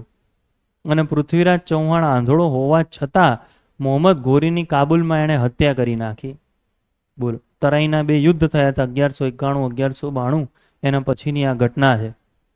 આ અક્ષય કુમારનું પિક્ચર, ઘણા મૂવી બી આવતા હોય છે. ઘણા મૂવી આવતા હોય છે. મોહેનજોદડો આવ્યું હતું રિતિક રોશનનું, તમે નામ સાંભળ્યું હતું. આ પૃથ્વીરાજ ચૌહાણ ઉપર આ મૂવી આવ્યું હતું. ગાંધીજી તો એટનબરો ને એ બધાના જૂના મૂવી તો છે જ. વેબ સિરીઝ બી આવે. હમણાં સુભાષચંદ્ર બોઝની વેબ સિરીઝ આવી હતી. આઝાદ હિન્દ ફૌજ ઉપર કોઈ વેબ સિરીઝ આવી હતી, ખ્યાલ આવે છે? એક કેટરીના કેફના હસબન્ડની એક વેબ સિરીઝ આવી હતી. એમાં એનો ઉધમસિંહ બતાવ્યો હતો. જનરલ ડાયરને મારવા માટે એ જાય છે. કોણ એના હસબન્ડનું નામ શું છે? કંઈક સારું છે. હા, વિકી કૌશલ. એ ભાઈની સિરીઝ આવી હતી અત્યારે. હા ભાઈ, બહુ મૂવીમાં ઓછો આવે એટલે નામ ભૂલી ગયો એનું, બહુ પહેલાં આવે. તો આવી રીતે ગજની, ગોરી, દિલ્હી સલ્તનત એની વાત થાય. પછી આપણે મુઘલ સલ્તનત આપણે ભણીએ, એમાંથી અકબર, જહાંગીર, ઔરંગઝેબ, જચિયાવેરો કોણ લાવ્યું, શું નહીં, નવરત્નો કોણ હતા, આ બધા ક્વેશ્ચનો જે છે મુઘલ સલ્તનતમાં છેક તમે બાબરથી ચાલુ કરો તો ત્યાંથી લઈ અને અકબરની અંદર તમે આવો, જહાંગીરની અંદર આવો. તમાકુ ઉપર પ્રતિબંધ મૂકી નાખ્યો જહાંગીરે. તો પોર્ટુગીઝો તમાકુ લાયા હતા અને જહાંગીરે તમાકુ ઉપર પ્રતિબંધ મૂકી દીધો હતો. જહાંગીર ખંભાતમાં ગયો. હવે અકબર છે ને એ ખંભાતમાં દરિયાના દર્શન કરવા ગયો હતો. એટલે જહાંગીરને હું એ દરિયો જોઉં. આ લોકો દરિયો નહોતો જોયો, કારણ કે છે મૂળ બધા ફારસની ખાડીના, તો દરિયો નહોતો જોયો એટલો જબરજસ્ત રીતે. અને ખંભાતમાં કોઈ કીધું દરિયો જોવા જાઓ, તો અકબરે ખંભાતમાં દરિયો જોયો. તો જહાંગીરને એવું થયું હું એ દરિયો જોવા જાઉં કે. અને જહાંગીર દરિયો જોવા ગયો, ખંભાત બંબાત ફર્યો, ગમ્યું, એ બધું કામ એનું પૂરું થઈ ગયું. પણ ત્યાં રોકાયો એટલે બહુ બધા પ્રાણીઓ મરી ગયા હતા. બહુ બધા પ્રાણીઓ મર્યા હતા ત્યાં. જહાંગીરને એવું ત્યાં બધા પ્રાણીઓ મર્યા કેમ? તો થોડા દિવસ ત્યાં જ રોકાઈ ગયો. અને એને એક બધી માણસોની, આપણે અત્યારે નહીં સમિતિ બોલાવીએ કે સમિતિ બોલાય, એમ કમિટી એને ભેગી કરી કે આ બધા કેમ મર્યા. તો બધાએ કીધું કે અહીં આ એરિયામાં છે ને, ખંભાતના આસપાસના એરિયામાં તમાકુનો કે પાક બહુ થાય છે, કે આ પોર્ટુગીઝો તમાકુ લાયા છે અને એનો પાક કે બહુ થાય છે, અને પ્રાણીઓ ભૂલથી આ તમાકુનો પાકને છોડ આ બધા ખાઈ જાય છે, અને એના કારણે કે બધાના મૃત્યુ થઈ ગયા. હવે એ વખતે જહાંગીરે તપાસ કરી તો એના બધા રાજવૈદ્યોએ એને એવું કીધું કે પ્રાણી અને તમાકુ, એટલે ધારો કે તમે તમાકુ ભેગું કરો, આટલું તમાકુ તમે લો અને કોઈ પ્રાણીને તમે ખવડાવી દો, તો એ પ્રાણીનું અડધો કલાકમાં મૃત્યુ થઈ જાય. એ લોકોને તમાકુ ના સજે, કેમિકલ પ્રોસેસ કંઈક એ લોકોની અંદર થાય અને એ લોકોને તમાકુ નથી સજતું અને એ લોકોનું મૃત્યુ થઈ જાય. જહાંગીર થોડો સારો માણસ હતો. ગુજરાત આવ્યો તો ત્યારે બધા જોડે ને રક્ષાબંધન ઉજવી, હોળીના તહેવારો ઉજવ્યા, અમુક બાબતોમાં સારું હતું. સોનાની ન્યાયની સાંકળ લગાવી હતી એના કિલ્લામાં કે કોઈ બી કઈ બી ગુનો કરે ને તો હાથ પગ કપાઈ નાખવાના કે એના. આવો ખતરનાક માણસ હતું જહાંગીર. અને પ્રાણીઓને બધાને મરતા જોયા કે આ તો તમાકુ પોર્ટુગીઝો લાયા, બધા તમાકુ ખાઈને કે પ્રાણીઓ કે મરી જાય છે કે. અને જહાંગીરે તમાકુ પર પ્રતિબંધ મૂકી દીધો. આખા ભારતમાં કે કોઈએ તમાકુની ખેતી કે નહીં કરવાની. બોલો. અને અત્યારે વાસ્તવિકતા છે. પ્રાણીને ઇસ્તંબુલની અંદર કે ગમે તે જગ્યાએ ચામડું બનાવવા માટે નહીં, ક્યારેક પ્રાણીઓને તો આટલું તમાકુ ખવડાવી દે, આટલું ભેગું કરીને કેમિકલ રિએક્શન થાય ને એનું મૃત્યુ થઈ જાય. આવું થાય એની અંદર. અને રિપોર્ટમાં આવે ઝેરી તત્વો ખાઈને મૃત્યુ. માણસ બહુ બુદ્ધિશાળી માણસ છે, બહુ બુદ્ધિશાળી. એણે વિચાર્યું ખરેખર કોઈ માણસ એમ કે ને હું તમાકુ ખાઉં, તેને આટલો મુઠ્ઠો એક સાથે આપી દેવાનો, તો એને અડધો કલાકમાં આ જ હાલત થાય, એ મરી જાય. આપણું આંતરડું આટલું બધું તમાકુ ના સહન કરી શકે. પણ માણસ તો બુદ્ધિશાળી પ્રાણી. એણે શું વિચાર્યું, કોણે કીધું આટલું ખાવાનું છે, આપણે તો આટલું ખાવાનું કે આટલું, અને ચપટી લઈને ખાય. એટલે માણસ ચપટી તમાકુ ખાય એટલે એ મરતો નથી. બાકી ખરેખર કોઈને 2 મુઠ્ઠા તમાકુ ભરીને એકવાર આપી દીધા, બહુ શોખ થતો હોય ને, આપી દો ભરીને, તું ખાઈ જ લે, આજે પૂરું જ કરી દે તું, પછી એ બધું પૂરું થઈ જાય, પછી ક્યારેય એ તમાકુ ના માગે. તો આ પ્રોસેસ છે. તો દિલ્હી સલ્તનત છે, મુઘલ સલ્તનત છે. તમને ખબર હશે કે ઔરંગઝેબના સમયગાળા દરમિયાન એક મહાન શાસક મહારાષ્ટ્રની અંદર થઈ જાય છે. બોલો, એનું નામ શું છે? શિવાજી છે ને, શિવાજી જયંતી. તો શિવાજી જે છે એ શાસક થઈ જાય. તો શિવાજી વિશે પણ થોડી આપણે ચર્ચાઓ કરીશું. એના પછી વિજયનગર સામ્રાજ્ય આવે છે. હરિહર અને બુક્કા દ્વારા જે દિલ્હી સલ્તનતનો જે સમયગાળો છે એમાં મોહમ્મદ બિન તુગલકનો સમયગાળો હતો. અને મોહમ્મદ બિન તુગલક જે છે એ મહારાષ્ટ્રમાં ફરવા માટે ગયો, મહારાષ્ટ્ર કર્ણાક ફરવા માટે ગયો મોહમ્મદ બિન તુગલક, અને હરિહર અને બુક્કા નામના બે બ્રાહ્મણો જોઈ ગયા, તપ કરતો હતો અને યજ્ઞો કરતો હતો. અને તો ભાઈએ બંને બ્રાહ્મણોને કિડનેપ કરી દીધા. નોલેજ જબરજસ્ત હતું એ લોકોમાં, તો કિડનેપ કરી દીધા અને પોતાની જોડે લઈ ગયો, દિલ્હી લઈ ગયો કિડનેપ કરી. અને કે ચલો હવે કે તમારે ધર્મ બદલવો પડશે, આ બધું નોલેજ કે ચલો નહીં ચાલે, બીજું બધું કે નોલેજ એન્વાયરમેન્ટ શીખો, કે આ શીખો એમ કરીને એના ઉપર પ્રેશર નાખવા માંડ્યો. એના કેદમાં હતા અને થોડા સમય પછી એના કેદમાંથી છૂટી ગયા, કારણ કે મોહમ્મદ બિન તુગલક ઉપર જ બધાએ આક્રમણ કરી નાખ્યું અને એનું સામ્રાજ્ય ખતમ થયું. તો એ લોકોએ જઈ અને હરિહર અને બુક્કાએ વિજયનગર સામ્રાજ્યની સ્થાપના કરી. પાછા એ લોકોએ ધર્મ પરિવર્તન કર્યું અને વિજયનગર સામ્રાજ્યની એમણે સ્થાપના કરી. તો એ આખું સામ્રાજ્ય આ વખતે પ્રિલિમમાં બી હતું. તો એ રીતે અહીંયાથી મધ્યકાલીન ભારતમાંથી ક્વેશ્ચનો આવે. અને હવે બીજો સૌથી ઇમ્પોર્ટન્ટ પાર્ટ આપણો, એટલે આધુનિક ભારત. આ સૌથી ઇમ્પોર્ટન્ટ પાર્ટ. આધુનિક ભારતની અંદર સૌથી પહેલી જે શરૂઆત આપણી થવાની છે એ થવાની છે યુરોપીય પ્રજાની આગમનથી. કદાચ આપણે આવું બી કરીએ, આપણી ઈચ્છા થઈ ગઈ કે આપણે પ્રાચીન નથી કરવું, આધુનિકથી ચાલુ કરીએ. ખ્યાલ આવે છે? આપણને એવું થયું કે આપણે આધુનિકથી ચાલુ કરીએ તો એ થાય. પહેલાં આધુનિક કરી લો, પછી પ્રાચીન કરી લો, અને એના પછી શું કરી શકાય? મધ્યકાલીન કરી શકાય. એવું બી થાય, એ પછીની વાત છે.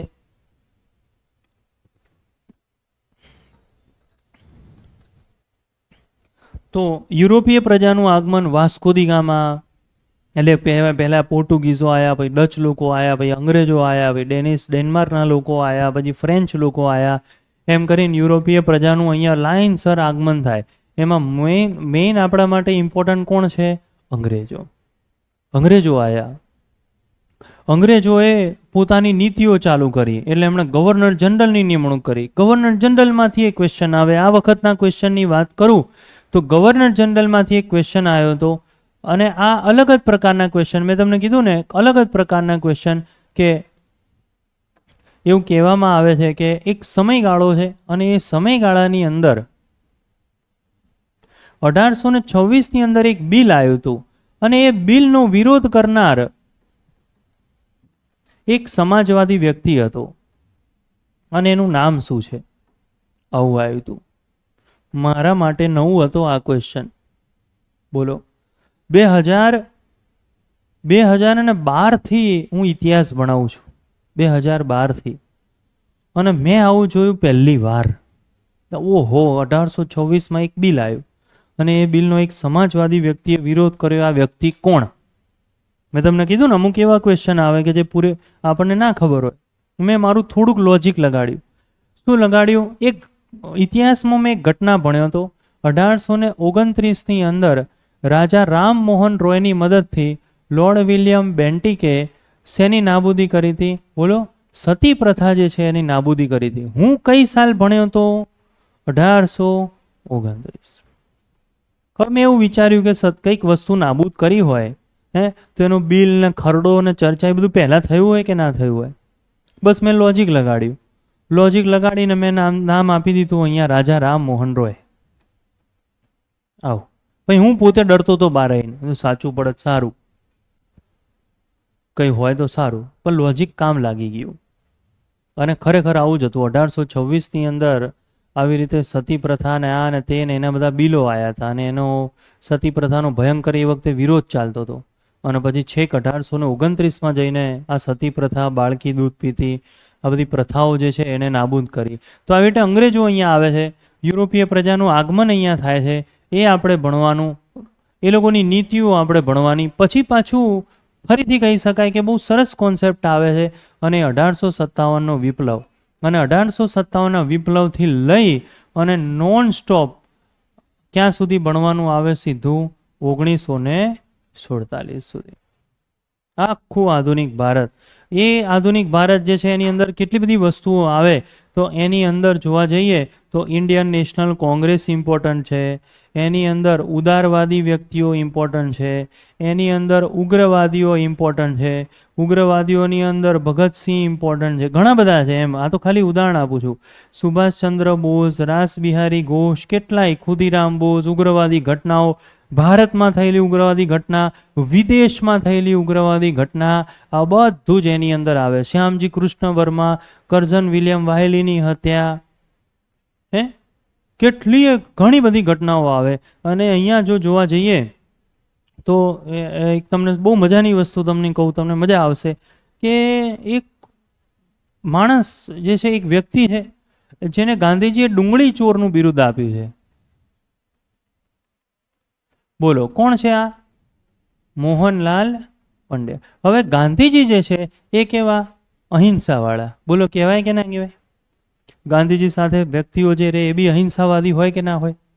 કે ભાઈ હિંસા સાથે નથી જોડાયેલા. તો ગાંધીજી સાથે સત્યાગ્રહમાં જોડાયા હતા મોહનલાલ પંડ્યા. હિંસા બિંસા એમને ગમે નહીં, ગાંધીજી સાથે રહે, અહિંસા એને ટોટલી ફોલો કરે અને ગાંધીજી સાથે જ રહ્યા. હવે આ જ મોહનલાલ પંડ્યા જોજો તમે, તો 1909ની આસપાસ અમદાવાદમાં રાયપુર ચકલા આપણાથી 34 કિલોમીટર અત્યારે દૂર છે, 34 કિલોમીટર. કારણ કે રાયપુર ચકલા જે છે ને એની પાસે માણેક ચોક છે, તમે નામ સાંભળ્યું હશે. અને ત્યાં માણેક ચોકમાં હું ખાવા પીવા જાઉં એટલે અહીંથી લોકેશન નાખું ને તો 34-30 કિલોમીટર બોલે. એટલે હું એવરેજ કાઢું છે કે 34 કિલોમીટર એની નજીક જ છે. કારણ કે આપણે માણેક ચોક જતા હોઈએ ખાવા પીવા એટલે આઈડિયા આવી જાય કે ભાઈ આની નજીક છે. તો 34 કિલોમીટર દૂર અત્યારથી અમદાવાદના રાયપુર ચકલાની અંદર લોર્ડ મિન્ટો જે છે એ ફરવા આવ્યો હતો. અને આ લોર્ડ મિન્ટો પસાર થતો હતો ને, એની બગીમાંથી પસાર થતો હતો, ત્યાં જમીન નીચે રાયપુર ચકલા પાસે એક જણાએ બોમ્બ નાખી દીધો. અને આ બોમ્બ મૂકનાર કોણ હતા ખબર? મોહનલાલ પંડ્યા હતા. ગાંધીજીને એમ કે આ તો બિચારા બહુ શાંત અહિંસાવાળા છે, કે આ તો હિંસા બિંસા ના કરે. પણ આગળ વાઇસરોયની બગીની નીચે બ્લાસ્ટ કરવાનો પ્લાન કરનાર મોહનલાલ પંડ્યા. હા બોલો, આવું બી એક્ઝામમાં આવે કે લોર્ડ મિન્ટોની અમદાવાદ રાયપુર ચકલામાં હત્યા કરવાનો પ્રયત્ન જે છે નીચેનામાંથી કોણે કર્યો હતો? તો કોણ આવે એમાં? મોહનલાલ પંડ્યા. ગાંધીજીએ એમને ડુંગળી ચોરનું બિરુદ આપ્યું હતું. ઘણી બધી ઉગ્રવાદી ઘટનાઓ આમાં આવે, આગળ ઘણી બધી વસ્તુઓ આની અંદર આપણે ભણવાની આવે. અને એમ કરતાં કરતાં સુભાષચંદ્ર બોઝ સાથે જઈ અને પછી 1947 અને 1947ની આજુબાજુવાળી ઘટના, સરદાર વલ્લભભાઈ પટેલ, ઓપરેશન પોલો, હૈદરાબાદના નિઝામે પાકિસ્તાન જોડે જોડાવાની જ ના પાડી દીધી. મારે તો નથી જોડાવું કે, એટલે પાકિસ્તાન સાથે જ જોડાવું એમ. પછી જમ્મુ કાશ્મીર, એના શાસક હરિસિંહ એ કે મારે પાકિસ્તાન સાથે જ જોડાવાનું કે. પછી જુનાગઢના નવાબ એ કે મારે પાકિસ્તાન સાથે જોડાવું. તો હૈદરાબાદના નિઝામ જે છે જેણે પાકિસ્તાન જોડાવાની વાત કરી, એમના ઉપર સીધું ઓપરેશન પોલો સરદાર વલ્લભભાઈ પટેલ દ્વારા સીધી આર્મી મોકલી દીધી. અને આમ ગાંધીજી જોડે આંદોલનો. પછી પાછું રાજ્યની નિર્માણની પ્રક્રિયાને બધું 100 આગળ ચાલતું ગયું. એટલે આ રીતે જોવા જઈએ તો છેક 1857થી લઈને ક્યાં સુધી જવાનું? 1947. તો આ રીતે પહેલા પ્રાચીન ભારત, પછી આપણી મરજી એમ કે ભાઈ કયો ટોપિક લેવો છે. પણ પ્રાચીન ભારત, મધ્યકાલીન ભારત અને કયો ભણવાનો? આધુનિક ભારત તમારે ભણવાનો. પછી ગુજરાતના ઇતિહાસ અને એ બધા ટોપિક ઉપર પછી આવવાનું. કારણ કે આ બહુ મોટો એરિયા છે. હવે આગળ બી ચર્ચા કરીએ. આ બધું મોટું લાગે, આ બધું અઘરું લાગે. હવે આપણા સાથે બે પ્રશ્ન આવ્યો કે ભાઈ આપણું કામ શું છે, કે કેવી રીતે આને આપણે સરળ બનાવવાનું છે. તો જો મોટા અક્ષરમાં આ જ લખું છું કે ભારતનો ઇતિહાસ જે છે એ સરળ રીતે કેવી રીતે થાય. ભારત અને ગુજરાત બંને હો, ટૂંકમાં ઇતિહાસ સરળ રીતે કેવી રીતે થાય. ભારત બી ચેકી નાખો. વાત એવી છે કે ઇતિહાસ સરળ રીતે કેવી રીતે થશે. સૌથી પહેલાં ટોટલ બધા જ ક્લાસ તમે એટેન્ડ કરો અને તમારે તમારી નોટ્સ બનાવો, એટલે ક્લાસ નોટ્સ. આટલા વર્ષોનો એક્સપિરિયન્સ મારો સારો છે કે જે હું તમને લખાઈ દઈશ, જે કરાવી દઈશ, ઓલમોસ્ટ બધું જે છે તમને ચોપડાની અંદરથી દેખાય. ચોપડાની અંદર તમને આઈડિયા રહે. હજી બી તમે બહાર માર્કેટમાં જજો, મારું નામ દેજો ડૉક્ટર ઋષિ વ્યાસ, કે એણે ઇતિહાસની ક્યાંય નોટ્સ લખાઈ હોય તો મને આપો. એ લઈને જૂનું ક્લાસ 1-2ના 2-3 પેપરો જોઈ લેવાના. કદાચ એક પેપર આપણને એવું લાગે કે ભાઈ આમાંથી પૂછાયું તો પેપરો સોલ્વ કરી દેજો. એમ નહીં બધું મેં ભણાવ્યું એમાંથી જશે એવું નથી કહેતો. ખ્યાલ આવે છે? પણ તમને આઈડિયા આવી જશે કે હા આ નોટ્સને આમાંથી આવું પૂછાયું, આમાંથી આવું પૂછાયું, તમને ખ્યાલ આવી જશે. એટલે ઘણું બધું તમને એમ 70% 60% તમને સીધું નોટ્સમાંથી ચોખ્ખા શબ્દોમાં દેખાશે. તો આ રીતે સૌથી પહેલાં તમે સારામાં સારી ક્લાસ નોટ્સ બનાવો. અહીંયા તમને જે મટીરિયલ આપ્યું છે એ મટીરિયલ જે છે એને તમે ફોલો કરો. ખ્યાલ આવે છે? અને પછી કોઈ રેફરન્સ બુકોની વાત આવે. રેફરન્સ બુક અત્યારે ના વંચાય. પહેલાં એક ટોપિક પૂરો થાય, પ્રાચીન ભારત પૂરો થાય, પછી રેફરન્સ બુક વાંચો તો વાંધો નહીં. તો શું બુક પડી રહે. તમારી જોડે કદાચ એવું હશે કે ઉતાવળમાં આવીને કોઈ બુક તમે ખરીદી લીધી અને પછી એ બુક બરોબર વંચાય નહીં. અને બીજી એક વસ્તુ, હવે મારી વાત કરું કે બુક તમારે અત્યારે નથી ખરીદવાની. હવે મારી વાત કરું કે હું તમને ઇતિહાસ ક્યાંથી ભણાવું છું. બુક રેફરન્સ, મારા બુકનો રેફરન્સની વાત ચાલે. હું શું ફોલો કરું છું? તો 3-4 વસ્તુઓ જે છે એને હું ફોલો કરું છું. ધારો કે આ પાઠ્યપુસ્તક મંડળ NCERT તો છે જ, જે કેન્દ્રીય પાઠ્યપુસ્તક મંડળ કહેવાય કે ના કહેવાય? તો કેન્દ્ર જે છે NCERT, એને આ ગુજરાત જે છે ગુજરાત પાઠ્યપુસ્તક મંડળને હું ફોલો કરું છું. બરાબર. આના સિવાય જે છે પૂનમ દલાલ IAS છે, એને હું ફોલો કરું છું. આના સિવાય મહેન્દ્ર કુમાર વર્ણવાલ IPS છે, આ IASની પુસ્તક છે, IPSની પુસ્તક છે. મહેશ કુમાર બર્નવાલ એક્સેટ્રા. આ મેઇન મારા સોર્સિસ છે આ ભણાવવાના. એટલે ઓલરેડી જે સૌથી સ્ટાન્ડર્ડ માહિતી જે જગ્યાએ આપેલી છે, સૌથી બેસ્ટ માહિતી જે આપેલી છે, એ 4-1 બુક હું વાંચીને જ તમને ભણાવું. એટલે એ બધી બુકોમાં અત્યારે તમારે પડવાની જરૂર નથી. ખ્યાલ આવે છે? આ બધું ઓલરેડી તમારી પાસે છે. તમે ખાલી તમારે એક જ કામ કરવાનું ક્લાસની અંદર, ટોપિક ભણવાના, જૂના પેપર સોલ્વ કરી દેવાના. ધારો કે અહીંયા હું સિંધુ સભ્યતા ભણાવું, સિંધુ સભ્યતા ભણો, જઈને જૂના પેપરો સોલ્વ કરી દો કે હું જે સિંધુ સભ્યતા ભણ્યો એમાંથી મને કેટલું આવડે છે. પછી વૈદિક સભ્યતા ભણી લો. હવે તો તમારી જોડે વૈદિક આગળનું ચેપ્ટર ભણો એટલે જૂના 2 ચેપ્ટર આવડતા હોય કે ના આવડતા હોય, ત્રીજું ચેપ્ટર ચાલતું હોય તો આગળના 2 આવડતા હોય. તો આમ કરીને પેપર સોલ્વ કરો. નવી પદ્ધતિ હું તમને બતાવું જેનાથી પાસ થવાના ચાન્સીસ બહુ સહેલા છે. બહુ સહેલા છે પાસ થવાના. મેં બહુ પ્રયત્ન કર્યા. પહેલાં એટેમ્પ મેં પહેલાં બહુ આપ્યા હતા 2012-14માં. એટલી એક્ઝામો તો ત્યારે નહોતી આવતી. આમ તો ખરેખર 2016થી ચાલુ થઈ. પણ પહેલાં હું એક્ઝામો આપતો હતો ને એમાં મને રિઝલ્ટ નહોતું મળતું. એના બી હું તમને રીઝન્સ બતાવીશ. કે પહેલાં તો હું મારી નોટ્સ નહોતો બનાવતો. આવી રીતે ગણિતમાં ડરથી રહેતો હતો. ડર બહુ લાગતો હતો. ગણિત નથી આવડતું, ગણિત નથી આવડતું. આવું ડર મને પહેલાં લાગતો હતો. પછી થોડું થોડું ઇઝી થયો, ભણ્યો, આ બધું આગળ વધ્યું મારું. અને મેઇન જે વસ્તુ જે છે એ તૈયારી જે છે હું નહોતો કરતો ને એ હતું કરંટ અફેર. હંમેશા પ્રિપરેશન જે છે એ કરંટ અફેર સાથે કરવાની. તમે અપડેટ રહેતા હો તો તમને ભણવાની બહુ મજા આવે. તમને ઉદાહરણ આપું. ધારો કે ક્વેશ્ચનો જે છે, અને બીજું મેઇન્સ તો હિસ્ટ્રીની અંદર ધારો કે અત્યારે જો જોવા જઈએ તો ઇક્ષ્વાકુ એક વંશ છે. આ ઇક્ષ્વાકુ વંશના સીસાના સિક્કા જે છે એ મળી આવ્યા. હવે ઇક્ષ્વાકુ વંશ કયો તો સાતવાહન વંશનો એક પેટા વંશ છે. તો મને એવું લાગે છે કે સાતવાહન વંશમાંથી ક્વેશ્ચન આવે. મેં આવી રીતે ભણવાનું ચાલુ કર્યું. પછી મેં તમને કીધું એ પ્રમાણે G20ની બેઠક થઈ અને એની અંદર કઈ સામ્રાજ્યની, ચોલ સામ્રાજ્યની નટરાજની મૂર્તિ હતી. તો ચોલ સામ્રાજ્યમાંથી એક્ઝામ પૂછાય.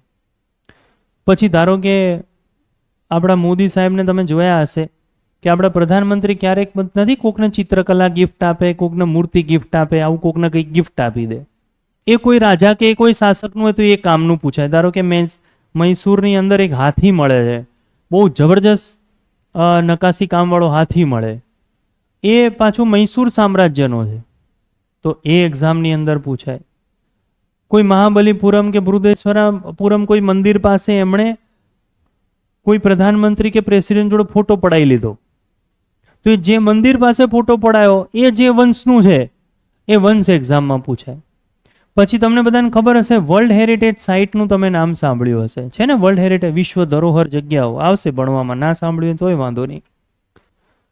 તો વર્લ્ડ હેરિટેજ સાઇટની અંદર હમ્પીના મંદિરો આવ્યા, જે કર્ણાટકની અંદર છે. હમ્પીના મંદિરો, તો એની સાથે સંકળાયેલો વંશ પૂછાય. વર્લ્ડ હેરિટેજ સાઇટમાં શાંતિ નિકેતન એક આવી, જે કલકત્તાની યુનિવર્સિટી વિદ્યાલય છે.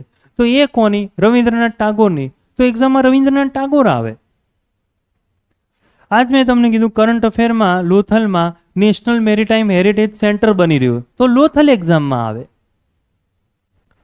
તો કરંટ અફેર જે છે એના ઉપરથી તમે થોડી માહિતીઓ મેળવી શકો છો કે આટલા ક્વેશ્ચનો મારા પાકા, તો આશરે 5 થી 10 જેટલા ક્વેશ્ચનો તમારા ત્યાં જ પાકા થઈ જાય અને તમને ધીરે ધીરે આઈડિયા આવવા લાગે કેવી રીતે ક્વેશ્ચન. હવે તમે વિચારો કે 5 જેટલા ક્વેશ્ચનો ઇતિહાસમાં તમારા થાય કરંટમાંથી, 5 જેટલા ભૂગોળમાં થાય, 5 જેટલા બંધારણમાં થાય, 5 જેટલા વિજ્ઞાન અને ટેકનોલોજીમાં થાય, તો ઇકોનોમીમાં 5 જેટલા કરંટમાંથી થાય. તો ઓવરઓલ તમે વિચાર કરો તમારે કેટલા માર્કનું રેડી થઈ ગયું? 30, 35, 40 માર્ક તો તમારા કરંટમાંથી રેડી થઈ ગયા કે નહીં? અને છૂટું જે તમે કરંટ ભણવાના એ જુદું, પાછું યોજના, કોઈ અપોઇન્ટમેન્ટ એ ભણવાના એ જુદું, કરંટ અફેર. એટલે ઓવરઓલ જોવા જતાં 60, 70, 75 માર્કનું કામ તમારું થઈ જાય. તમને આઈડિયા આવી જાય જીએસમાં ક્વેશ્ચનો ક્યાંથી પૂછાય છે. તો હવે વાત રહી આપણી પ્રિલિમની. તો કરંટના ટોપિક તો હું સાથે સાથે બતાવી જ દઉં છું કે કરંટમાં આવું ચાલે છે, કરંટમાં આવું ચાલે છે, તો એ તો હું સાથે સાથે લઈ જ લઈશ. એટલે ટૂંકમાં આપણે જે હિસ્ટ્રી જે ભણવાના છીએ, સૌથી પહેલાં હિસ્ટ્રી, આ કોના ઉપર આપણે ફોકસ કરવાના? પ્રી અને સાથે સાથે બોલો શું આવવાનું છે આની સાથે? કરંટ. હવે આવી વાત મેઇન્સની. આ મેઇન્સની વાત આવી. હવે આપણી જે મેઇન જે આપણી ફાઉન્ડેશન બેચ છે એનો આ ઉદ્દેશ્ય એ છે કે ભાઈ મેઇન્સ જે છે એ ત્યાં સુધી આપણે અપિયર થાય, મેઇન્સમાં બી આપણે એક સારો સ્કોર જે છે એ આપણે અચીવ કરીએ. હવે સમજો બરાબર કે ધારો કે કોઈ વ્યક્તિ જે છે એ પ્રિલિમ, મેં તમને કીધું કેટલા માર્કનું છે પ્રિલિમ? 400 માર્કનું. 400 માર્કનું પ્રિલિમ. 400 માર્કનું પ્રિલિમ છે અને ધારો કે આ વખતે 168 મેરિટ અટક્યું છે અને કોઈએ તૈયારી કરી, કોઈને માર્ક જે છે એ આયા, ધારો કે મેં કીધું એ પ્રમાણે 180 માર્ક આયા. અને બીજો એક વિદ્યાર્થી છે જેણે ભયંકર પ્રિલિમની તૈયારી કરી અને એ વ્યક્તિ જે છે એને 260 માર્ક આયા. બરોબર, જુઓ મેરિટ કેટલે અટક્યું છે? કેટલે અટક્યું? 108. બરાબર. હવે આ ભાઈએ, એક છોકરો છે જેણે 400માંથી કેટલા માર્ક લાવ્યો? 100. સાથે સાથે એને મેઇન્સની તૈયારી કરી અને આ ભાઈએ ભયંકર સ્ટ્રોંગ પ્રિલિમ કર્યું. ભયંકર સ્ટ્રોંગ પ્રિલિમ. મેઇન્સમાં 0 છે. આ 0 છે મેઇન્સમાં, કારણ કે પ્રિલિમ ગોક કર્યું. ધારો કે મેં કીધું રવિન્દ્રનાથ ટાગોર પૂછાય, તો પેલા ભાઈએ રવિન્દ્રનાથ ટાગોરની પત્નીનું એ નામ કરી દીધું. મેં કીધું અજાતશત્રુ પૂછાય, તો પેલા ભાઈએ અજાતશત્રુના ભાઈ, પત્ની, પરિવારનું નામ કરી દીધું. આઈડિયા આવે છે? ખોટું સાલો યાદ રાખે, ખોટી વધારાની માહિતીઓ યાદ રાખે. માર્ક આયા કેટલા? આયા 260. પણ આ ભાઈ મેઇન્સની અંદર શું થાય? ફેલ. કેમ? કારણ કે મેઇન્સમાં શું આવે? લેટર લખવાનું આવે. આઈડિયા આવે છે? મેઇન્સની અંદર ગુજરાતી આવે. આ ગોક કરે એટલે બહુ લખે નહીં, ચોપડું પકડીને ગોક કરે. પણ મેં તમને સૌથી પહેલાં શું કીધું? મેઇન્સવાળા કાગળિયા ખરીદીને પોતાની નોટ્સ બનાવો. એનો અર્થ શું થયો? તમે અત્યારથી શેની તૈયારી ચાલુ કરી દીધી? મેં. કારણ કે અક્ષર કેવા છે, તમારે એક દિવસમાં 3 કલાક સળંગ લખવાનું છે કે નહીં? હવે અહીંયા આવીને ક્લાસમાં હું તમારી સારી એવી નોટ્સ બનાવડાવું તો આશરે તમારી લખવાની પ્રેક્ટિસ તો ચાલુ થઈ ગઈ ને. તો લખવાની પ્રેક્ટિસ કોરા કાગળની અંદર તમે શરૂ કરી, એનો અર્થ એ થાય તમે શેની તૈયારી ચાલુ કરતા કે આપણા લેક્ચર દરમિયાન આપણે શું કરવાના છીએ? તો પ્રિલિમની જ સ્ટ્રોંગ તૈયારી કરીશું. મેઇન્સ માટે આરામથી 6-8 મહિનાનો ટાઈમ મળી રહે. ભલે એવું કહેતા એક્ઝામ પણ 1-2ની એક્ઝામ હંમેશા 5 થી 6 મહિનાનો સમય આપે.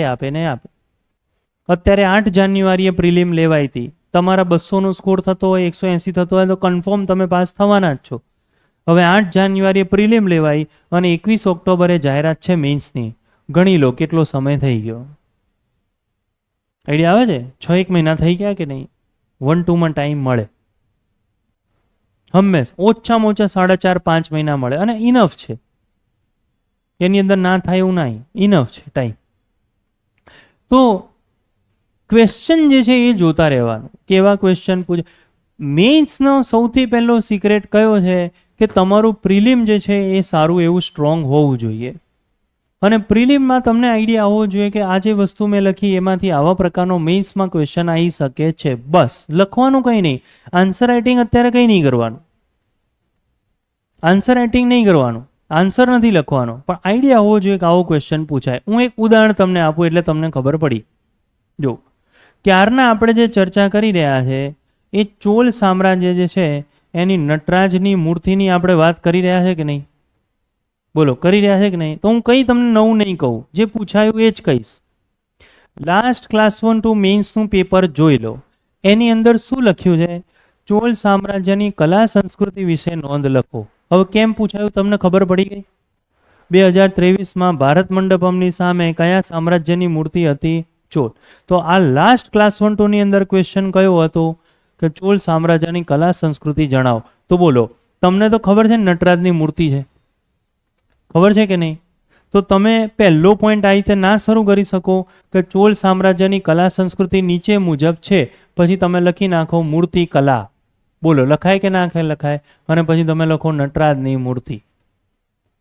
તાજેતરમાં G20માં જોવા મળી. પતી ગયું. આ મેઇન્સ તમે કરી જ રહ્યા છો. આઈડિયા આવે છે? હા. પછી જેટલું આપણે ચોલ સામ્રાજ્યમાં અંદર આગળ ભણીશું કે ભાઈ ચોલ સામ્રાજ્યમાં એક ઉત્તર મેરુનો શિલાલેખ છે જેમાં પંચાયતી રાજની વાત કરી છે, તો તમે પ્રિલિમમાં ભણવાના. પતી ગયું. સેકન્ડ પોઈન્ટ કયો આવે? ભાઈ શિલાલેખો. આમ ચોરસ બ્રેકેટ કરી દીધું, પોઈન્ટ લખી નાખો કે આ ચોલ સામ્રાજ્યની અંદર શિલાલેખો કોતરાયા જેમાંનો ઉત્તર મેરુ શિલાલેખમાં પંચાયતી રાજનો ઉલ્લેખ જોવા મળે છે. તો ઓલરેડી તમારા ચોપડામાં બધું લખેલું હશે. ખ્યાલ આવે છે? ખાલી તમારે સમજવાનું છે કે કેવો પ્રશ્ન પૂછી શકે અને એને લખવાનું કેવી રીતે, જેને કહેવાય આન્સર રાઇટિંગ પ્રેક્ટિસ. આઈડિયા આવે છે?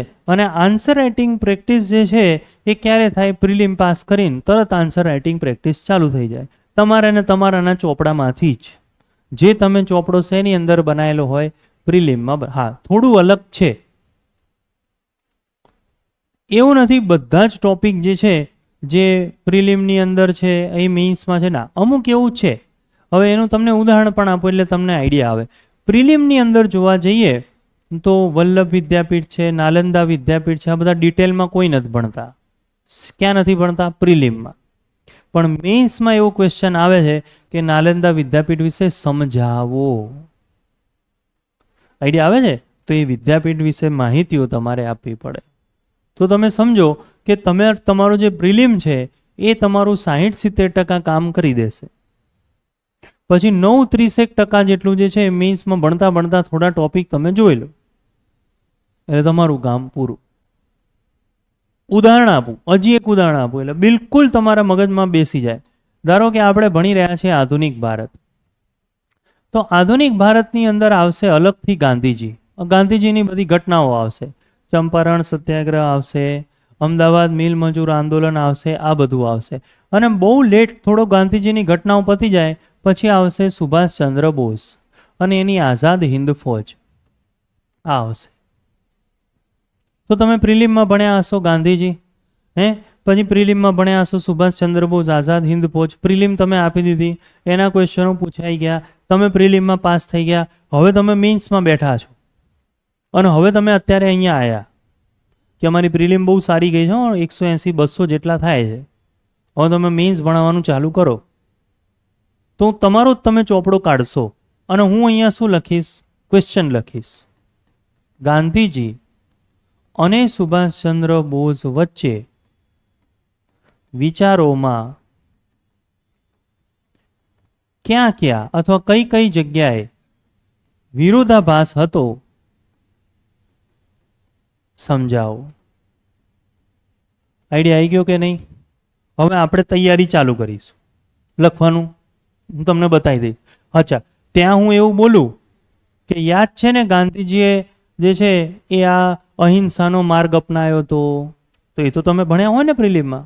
અને પછી હું આવું કહું, યાદ છે ને સુભાષચંદ્ર બોઝ ઉગ્રવાદમાં આવતા હતા, આઈડિયા? તો બસ એનો પહેલો પોઈન્ટ થઈ જાય કે ગાંધીજીનો જે આઝાદીનો માર્ગ છે એ અહિંસા વાળો હતો. કે હિંસા નહીં કરવાની, હુમલા નહીં કરવાના, હથિયારો નહીં ઉઠાવવાના.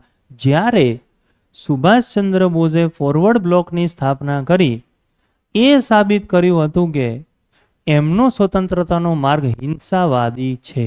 બોલો હવે આવું થાય કે ના થાય? પ્રિલિમમાં તો ભણેલા જ છે, ખાલી શીખવાનું શું છે? બોલો એને શું કહેવાય? આજે હું બોલ્યો એને શું કહેવાય? બોલો આન્સર રાઇટિંગ. એટલે મેઇન્સ નથી ભણવાનું, પ્રિલિમ ઉપરથી આન્સર રાઇટિંગ ખાલી શીખવાનું છે, ખાલી શીખવાનું પ્રિલિમ ઉપરથી. હા, મેં તમને કીધું એ પ્રમાણે અમુક ટોપિક છે જે કદાચ સીધા નવા આપણી સામે આવી શકે, પણ એટલા બધા નથી. એમ 15-20% એવા ટોપિક છે જે પ્રિલિમમાં ના આવ્યા અને મને એ આપણા માટે બહુ સરળ કામ છે. બહુ હજી સાદી ભાષામાં કહું કે 6-7 લેક્ચરો તમે ખાલી મેઇન્સના એટેન્ડ કરો ને એટલે તમને લગતા ફાઈ જાય. આમાં આવું કરવાનું, આમાં આવું કરવાનું, આમાં આવું કરવાનું, આમાં આવું કરવાનું, કામ પૂરું.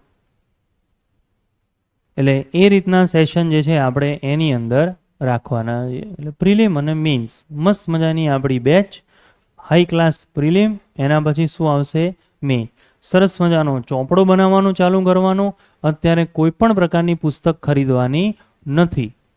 આખું પ્રાચીન કે આધુનિક જ્યારે તમારું કમ્પ્લીટ થઈ જાય પછી હું તમને કહીશ કે હવે તમે પુસ્તકો જે છે એ વાંચી શકો છો. ત્યાં સુધી મટીરિયલ હોય, ક્લાસ નોટ્સ હોય, બસ એના ઉપર ફોકસ કરવાનું. એના સિવાય કોઈ બાબતો ઉપર તમારે ફોકસ નહીં કરવાનું. સરસ મજાની તમારી નોટ્સ બનાવવાની. ઓકે, પાર્ટનરશિપમાં નોટ નહીં બનાવવાની. એનાય તમને થોડા રૂલ્સ બતાવી દઉં. નોટ્સ બનાવવાના થોડા રૂલ્સ તમને બતાવું જે કામ લાગશે તમને. નંબર 1, કારણ કે હવે નેક્સ્ટ લેક્ચર સીધું ભણવાનું ચાલુ થશે. આઈડિયા આવે છે? નેક્સ્ટ લેક્ચર સીધો ભણવાનો ચાલુ થવાનો છે. કન્ટેન્ટ જ સીધું આપણે ભણવાનું કદાચ ચાલુ કરી દઈએ. ધ્યાન રાખજો ખાસ. સૌથી પહેલો રૂલ મેઇન્સનો કે આપણી પ્રિલિમ પરીક્ષા કે જીપીએસસીનો રૂલ કયો છે? નંબર 1 કે લાલ, પીળી, લીલી પેનોથી નોટ્સ નહીં બનાવવાની ક્યારેય. હંમેશા બ્લુ કે બ્લેક પેન, એમાંથી એક જ જે નક્કી કરી તમારે બ્લુ પસંદ હોય તો બ્લુ પેન, બ્લેક પસંદ કરી હોય તો બ્લેક પેન, એનાથી જ તમારે ચોપડો બનાવવાનું ચાલુ કરવાનું, પેનથી. એટલે ક્લાસમાં ખબર છે ને, કોઈ ઘણા લોકો આમ કરે, ગાંધીજી જે છે એનું હેડિંગ આપે તો એ યલો પેનથી હેડિંગ આપે. હું આવું કરી જ બતાવું ને એટલે થઈ જાય. અને પછી પોઈન્ટ આવું લખે, ચંપારણ સત્યાગ્રહ, આવું કરે. આવું ક્યારેય નહીં કરવાનું. કારણ કે મેં તમને કીધું એ પ્રમાણે ભવિષ્યમાં તમારે પરીક્ષા જે છે, બોલો એ કઈ પરીક્ષા આપવાની છે ભવિષ્યમાં? મેઇન્સમાં આવું ક્યારેય થતું નથી. ખ્યાલ આવે છે? ક્યારેય એવું ના થાય. કારણ કે મેઇન્સ મારે અત્યારે ચર્ચા નથી કરવી, પણ ટૂંકમાં સમય નથી મળતો આવું બધું કરવાનું. સેકન્ડ નંબર, જ્યારે તમે તમારી નોટ્સ બનાવતા હોય ત્યારે ક્યારે પણ તમારી નોટ્સ જે છે એ એવું નહીં કરવાનું કે અહીંયા રફમાં લખવાનું અને ઘરે જઈને ફેર ચોપડો બનાવવાનો. આવું બી ક્યારેય નહીં કરવાનું. આવું બી ક્યારેય ના કરતા. ખ્યાલ આવે છે? ઘણા લોકો શું કરે, અહીંયા ડાયરી લઈને આવે, છૂટા કાગળ લઈને આવે. આજે કેટલાક લાયા હશે, કોકના જોડે ડાયરી હશે, પપ્પાના ઓફિસની કોઈ ડાયરી હોય, ભાઈના ઓફિસની ડાયરી હોય, કોકની એસબીઆઈની ડાયરી હશે. બોલો, ભણવાનો જીપીએસસી ડાયરી હશે એસબીઆઈની, કોકની ઇન્ડિયન ઓઇલની ડાયરી હશે. હા, એટલે આ તો ખાલી એક મજાક છે, પણ ટૂંકમાં છૂટી ડાયરી હોય, છૂટા કાગળિયા હોય, એવું નહીં કરવાનું. સરસ મજાનો એક ચોપડો વસાઈ લેવાનો, સાઈડમાં લીટાવાળો, કહેવાનું મેઇન્સવાળો ચોપડો આપ. હા, સાઈડમાં લીટાવાળો અત્યારે નહીં હોય તો ચાલશે, પણ કોરો તો જરૂરી છે, કારણ કે હવેથી લાઇનિંગવાળા ચોપડા બંધ થઈ જાય. ઇવન અધિકારી બની જશો ને ત્યારેય કંઈ નહીં આવે. તો ડીવાયએસપી તમે બનો, ડેપ્યુટી કલેક્ટર તમે બનો, ત્યારે તમારે જે બી લખવાનું આવશે એ કોરા કાગળમાં લખવાનું આવશે. અને ત્યારે તમે વિચાર કરો, ડીવાયએસપી કોકના લેટર લખીને આપે અને અહીંથી આમ લખવાનું ચાલુ કર્યું, આમ લીટો ઉપર જતો હોય, ડીવાયએસપીનું જ નિશાન સરખું ના જતું હોય તો સામે ચોર નો કેમને પકડે? એટલે આવું બધું નથી કરવાનું. સરસ મજાનું તમારો ચોપડો અને એ ચોપડાની અંદર તમારું લખાણ, સરસ મજાનો ફેર ચોપડો, ઇતિહાસનો કોઈ રફ બફ નહીં, એક જ પેન, એની અંદરથી લખાણ. એમસીક્યુની પ્રેક્ટિસ હું ક્લાસ દરમિયાન જ કરાવું છું. સિંધુ સભ્યતા ભણતા હોય તો એના થોડા એમસીક્યુના ક્વેશ્ચન કયા પૂછાયા, શું પૂછાય, અહીંયા જ હું તમને બતાવી દઉં છું કે ભાઈ આવી રીતે ક્વેશ્ચનો અહીંયા પૂછાય છે. આપણું લેવલ જે હશે ભણવાનું, હવે એ 1-2 છે, હું પોતે 1-2 આપું છું, એટલે મારે તમને કહેવાની જરૂર જ નથી. જે મારું લેવલ અને જે લેવલે હું પાસ થયો એ જ હું ભણાવવાનો. એટલે એ તો શબ્દ હું તમને કહેતો જ નથી કે આપણે યુપીએસસીનું ભણીશું ને આપણે 1-2નું લેવલ છે ને ક્લાસ 3નું લેવલ નથી ને એવું બધું મારે તમને કહેવાની જરૂર જ નથી. કારણ કે જે લેવલથી હું પાસ થયો 1-2માં, ખ્યાલ આવે, દાસા સર વખતે 2 વાર થયો, આ સર વખતે 1 વાર થયો, તો એ જ મારું હાઈ ક્લાસ જે લેવલ છે એમાંથી પાસ થવું છું તો એ યુપીએસસી જેટલું છે તો જ થવું, એમને એમ તો થવું નહીં. બીજી એક બાબતની બી ચર્ચા કરી નાખો. આપણે જે ઇતિહાસ ભણવાના છીએ, આ જે હિસ્ટ્રી જે આપણે ભણવાના છીએ એ બરોબર છે કે આ જીપીએસસી 1-2 જે છે એને ગણીને આપણે જોડા. આ તમને મદદરૂપ જે છે એ ક્યાં થશે? તમને મદદરૂપ ક્લાસ 3માં પણ થશે. એટલે લાઈફમાં ક્યારેય ક્લાસ 3ની અંદર તમારે અલગથી કોઈ તૈયારી કરવાની જરૂર નથી. અને હવે ક્લાસ 3ની પરીક્ષાના પેપરો બી બહુ અઘરા આવે, જબરજસ્ત અઘરા આવે. ક્લાસ 3માં તો બેઝિક ક્લાસ 3માં પાછા 2 ભાગ છે. આ ડીવાયએસઓ આગળ પરીક્ષા આવવાની છે, એસટીઆઈ સ્ટેટ ટેસ્ટ ઇન્સ્પેક્ટરની પરીક્ષા આવવાની. તમારો સમય બહુ સારો છે. જો તમે નવેમ્બર-ડિસેમ્બર સુધી સારી એવી તૈયારી કરી નાખી તો યાદ રાખજો, ક્લાસ 1-2ની પરીક્ષા પહેલાં તમારા જોડે 500 જેટલી એસટીઆઈની જગ્યા આવવાની છે. સ્ટેટ ટેક્સ ઇન્સ્પેક્ટર, રેડ પાડવાવાળી છે. પિક્ચરો જોયા છે ને, પેલી રેડ પાડે, આયકર વિભાગ. તમને પૂછે કયા ડિપાર્ટમેન્ટમાં કામ કરે તું, કયા વિભાગમાં, તો તમારે બોલવાનું આયકર વિભાગ. એટલે એના જોડે અવૈધ સોનું હોય, કંઈક પૈસા હોય તો પહેલાં એ ડરી જાય કે લોચાવાળું કામકાજ છે એમાં, અને એને વર્દી આપે છે. ટેક્સ ઇન્સ્પેક્ટર જોડે પોલીસ જેવી વર્દી હોય, ખ્યાલ આવે છે. અને એનું ક્લાસ 1-2ની અંદર જો આવતું હોય તો tax officer, state tax officer. તો આ 500 જેટલી જગ્યા આવવાની. તો તમે અત્યારે ભણવાનું ચાલુ કરો, 4-6 મહિનામાં તમે એ લેવલે આવી જશો કે એસટીઆઈ એમને એમ પાસ થઈ જશે.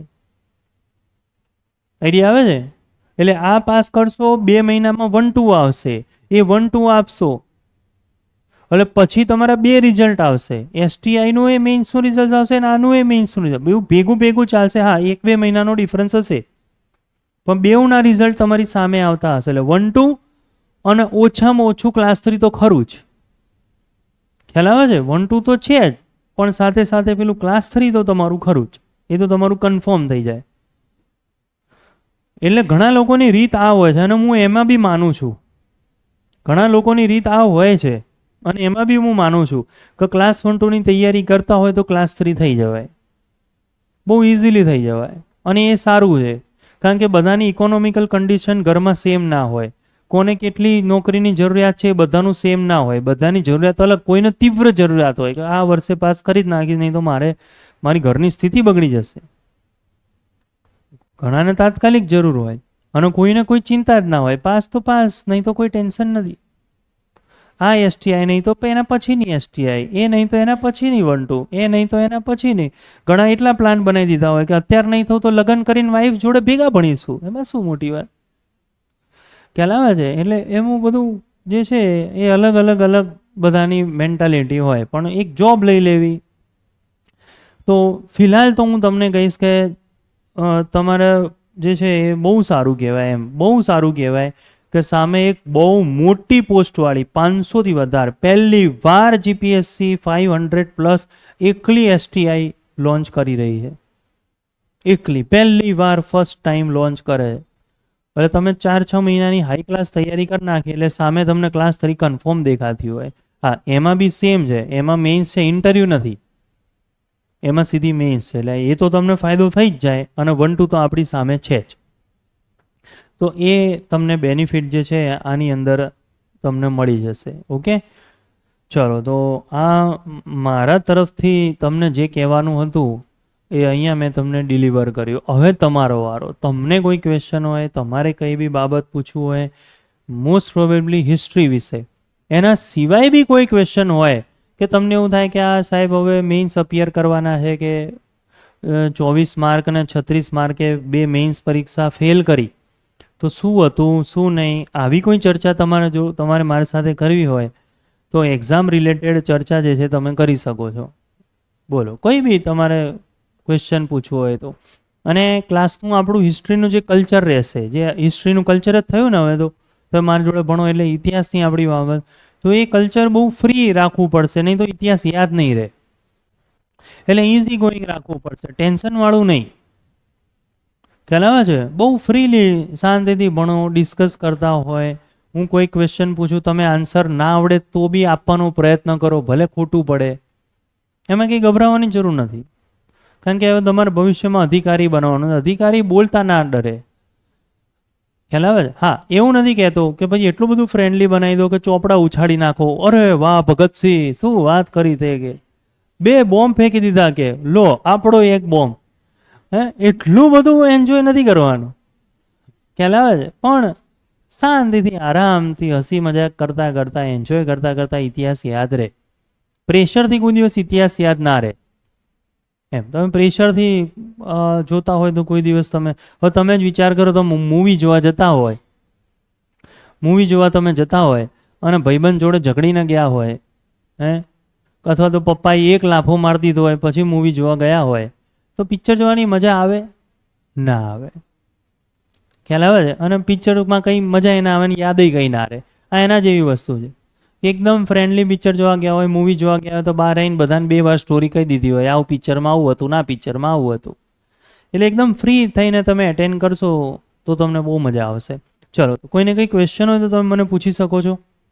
એની question regarding GPSC, regarding history, regarding our class, જે તમને ઈચ્છા આવે એ તમે પૂછી શકો છો. આપણું અહીંયા ભણવાનું જે મોડ હશે, મોડ ઓફ લેંગ્વેજ આપણે કહીએ, તો એ લગભગ ઓલમોસ્ટ એક ગુજરાતીનો મોડ હશે. આપણામાંથી કોઈ એવું ખરું જે એક્સક્લુઝિવલી ઇંગ્લિશની અંદર તૈયારી કરવાનું છે, વાંચવાનું ઇંગ્લિશમાં, લખવાનું ઇંગ્લિશમાં, અને એને એવું જોઈએ કે મારે જે શબ્દો સાંભળવા છે એ ઇંગ્લિશમાં સાંભળવા છે. આવું કોઈ હોય તો કહેજો. ઇંગ્લિશમાં કોઈ તૈયારી, એના સિવાય રશિયન, જાપાનીઝ, ચાઇનીઝ, ઇન્ડોનેશિયન, થાઈ, કોઈ તો કહી દેજો. પાછું કોઈ કહે કે હું આંગિયા લા ચાઇનીઝ, આવું કોઈ બોલે પાછું, એટલે આપણને એવું થાય કે એમ આવું બી થાય ને કદાચ કોઈ એમ. Okay, yes. તો ગુજરાતીની અંદર આપણે ભણીશું, અને જ્યાં ઇંગ્લિશ થોડા વર્ડ્સ આવશે એ બી થોડા તમારે લખવા પડશે, કારણ કે ભવિષ્યમાં તમારે મેથ્સમાં ઇંગ્લિશ સબ્જેક્ટ છે, નથી એવું નથી. તો આપણે ટોટલી ગુજરાતીમાં ભણીશું, પણ ઇંગ્લિશ ચોપડીઓના રેફરન્સ આવે, ઇંગ્લિશ મટીરિયલ આવે, તો એ વાંચતા રહેવાનું. ખ્યાલ આવે છે? એમાં કંઈ ગભરાવાની જરૂર નથી. એના સિવાય બોલો, કોઈ બી ક્વેશ્ચન હોય તો મને પૂછી શકો છો. એની ક્વેશ્ચન, કોઈ બી ક્વેશ્ચન હોય પૂછો, કોઈ ટેન્શન નહીં.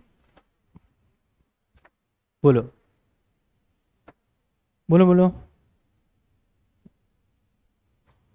ફરજિયાત કહી દઉં, ફરજિયાત ક્વેશ્ચન પૂછવાના, આ વિભાગ અને આ વિભાગ. ચલો, એક ક્વેશ્ચન ફરજિયાત પૂછવાનો. તો 3 ટીમ છે આપણી, ટીમ એ, ટીમ બી, ટીમ સી. ચલો, આશરે જે પૂછવું હોય આ બાજુ વિભાગ, કોઈ બી ક્વેશ્ચન પૂછો.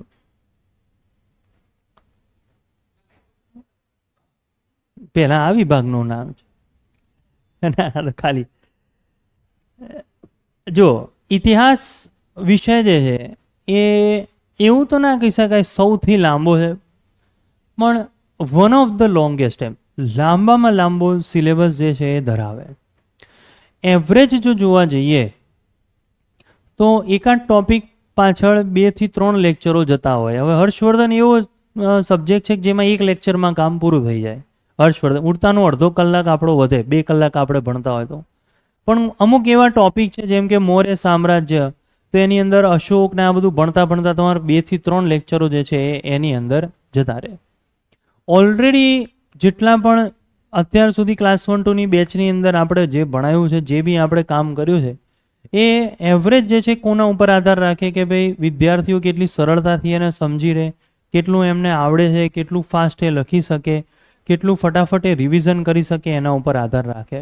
ટુ ધ પોઈન્ટ જો હું તમને વાત કરું તો મારી ગણતરી પ્રમાણે આશરે 30 35 36 થી લઈને 40 45ની આસપાસ એ આંકડો બેસે એવરેજ.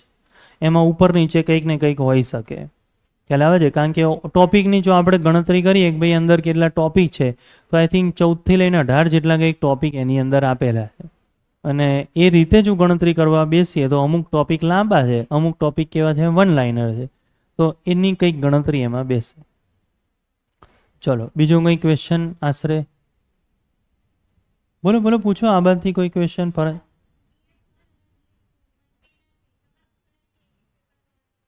ના, બંનેના ભેગા 400માંથી મેરિટ આવે.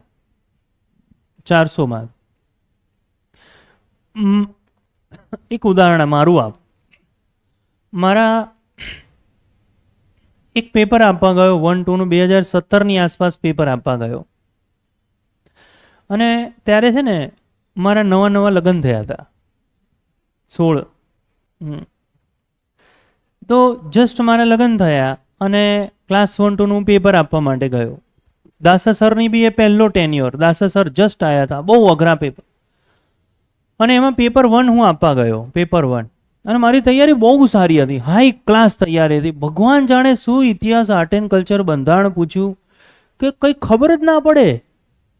અને મેં તમને કીધું એમાં મેથ્સ રિઝનિંગ તો હું કરતો નથી. હવે બધાને ખબર છે ને ABCD E ABCD 3 ભાગમાં પૂછાય. તો મારા ભાગમાં જે પેપર આવ્યું 200 માર્કનું, એમાં પહેલા 52 ક્વેશ્ચનો મેથ્સના.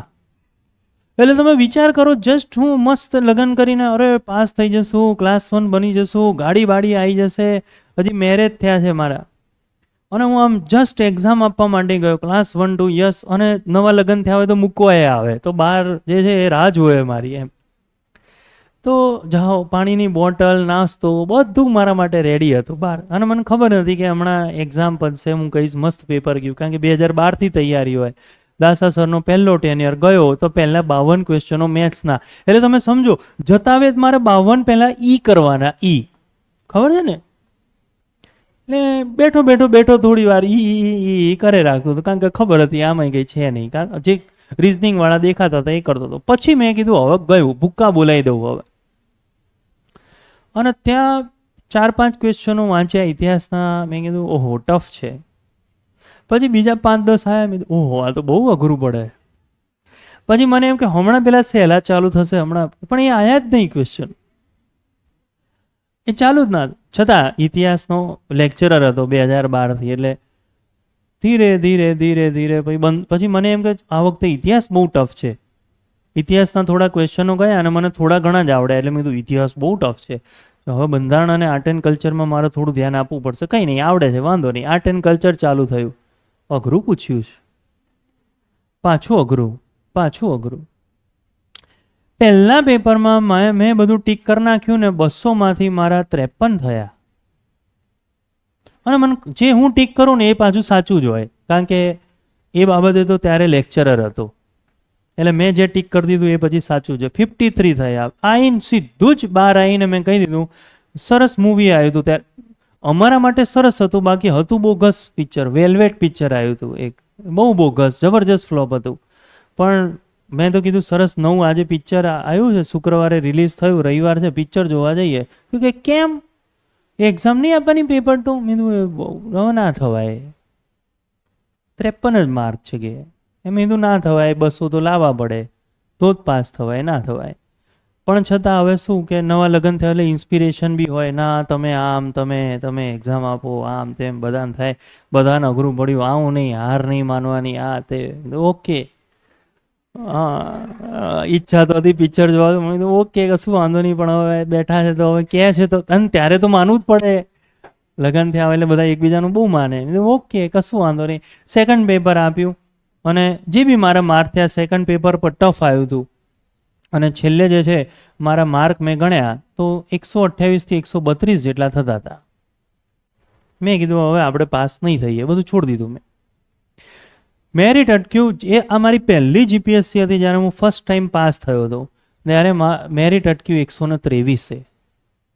એના પછી અટક્યું હતું 118. મારા 128થી 132ની આસપાસ કંઈક માર્ક થતા હતા અને મેરિટ અટક્યું. કારણ કે મને ના આવડે એ કોઈને ના આવડે. અને આ ઓવરઓલ વાત ચાલે. એટલે તમે જે કીધું ને કે 1 અને 2 બંનેના ગણવાના, તો એકલા 1ના ગણત તો મારે પિક્ચર જ જોવાનું હતું, તે પણ થતું, એ તો કંઈ મતલબ જ નહોતો. પણ મને ખબર છે કે કેટલાના ગણવાના છે, 1 અને 2 બંનેના ગણવાના.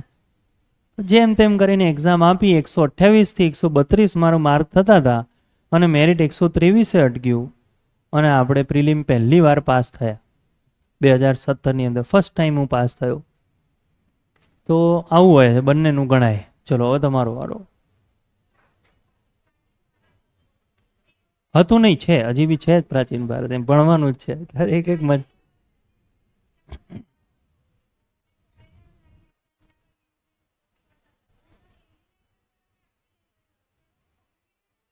વાસ્કો દી ગામા અહીંયા આવ્યો ને તો હતો પોર્ટુગીઝ. વાસ્કો દી ગામા અહીંયા આવ્યો ને પહેલી વાર તો હતો તો પોર્ટુગીઝ. નામ સાંભળ્યું છે ને વાસ્કો દી ગામા? પિક્ચરોમાંય બતાવી વાસ્કો દી ગામાની બંદૂક, જેમાંથી ક્યારેય ગોળી જ ના નીકળી. એક પરેશ રાવલનો અંદાજ અપના અપનાનો સીન છે કે પેલા એના બે ચેલાઓ કહે છે કે વાસ્કો દી ગામાની કે તને બંદૂક આપું, આનાથી કે મરી જ જશે કે સલમાન ખાન કે ભાઈ જે હીરો હશે. એક ના સલમાન ખાનને મારવાનું ના, સોરી હો વિડીયો ચાલે પણ જો પોલીસ આવી જાય અત્યારે સલમાન ખાન ઉપર તો એને મારવાની વાત જ નહીં કરવાની બાપા. એટલે મારે કોઈની સાથે કોઈ લેવા દેવા નથી, આ પિક્ચરની વાત છે. ઓન કેમેરા મેં એવું કીધું કે સલમાન ખાનને મારવાની વાત હતી, આવું બોલાય નહીં અત્યારે પાછું. તો વાસ્કો દી ગામા અહીંયા આવ્યો, ખંભાતના બંદરે ઉતર્યો ત્યારે ગુજરાતી ખલાસી અબ્દુલ ઇબ્ન મજીદ કાંજી માલમનું જહાજ લઈને બેઠો હતો. તો વાસ્કો દી ગામા પોર્ટુગલ ભાષામાં કંઈક બોલે, પેલો બિચારો ગુજરાતી. હવે ગુજરાતીવાળાને અજાણ્યાને મળતા 3 જ શબ્દો આવે, તું ક્યાંથી આવ્યો, તું ક્યાંનો છે, તું કેમ આવ્યો. આના સિવાય એ પૂછે શું ગુજરાતી? ખબર છે અજાણ્યા મળે તો એને 2 જ પૂછે, તમે ચો ના, પાછું ક્યાંના ના પૂછે, તમે ચો ના. એટલે ખંભાતનો છે ભાઈ.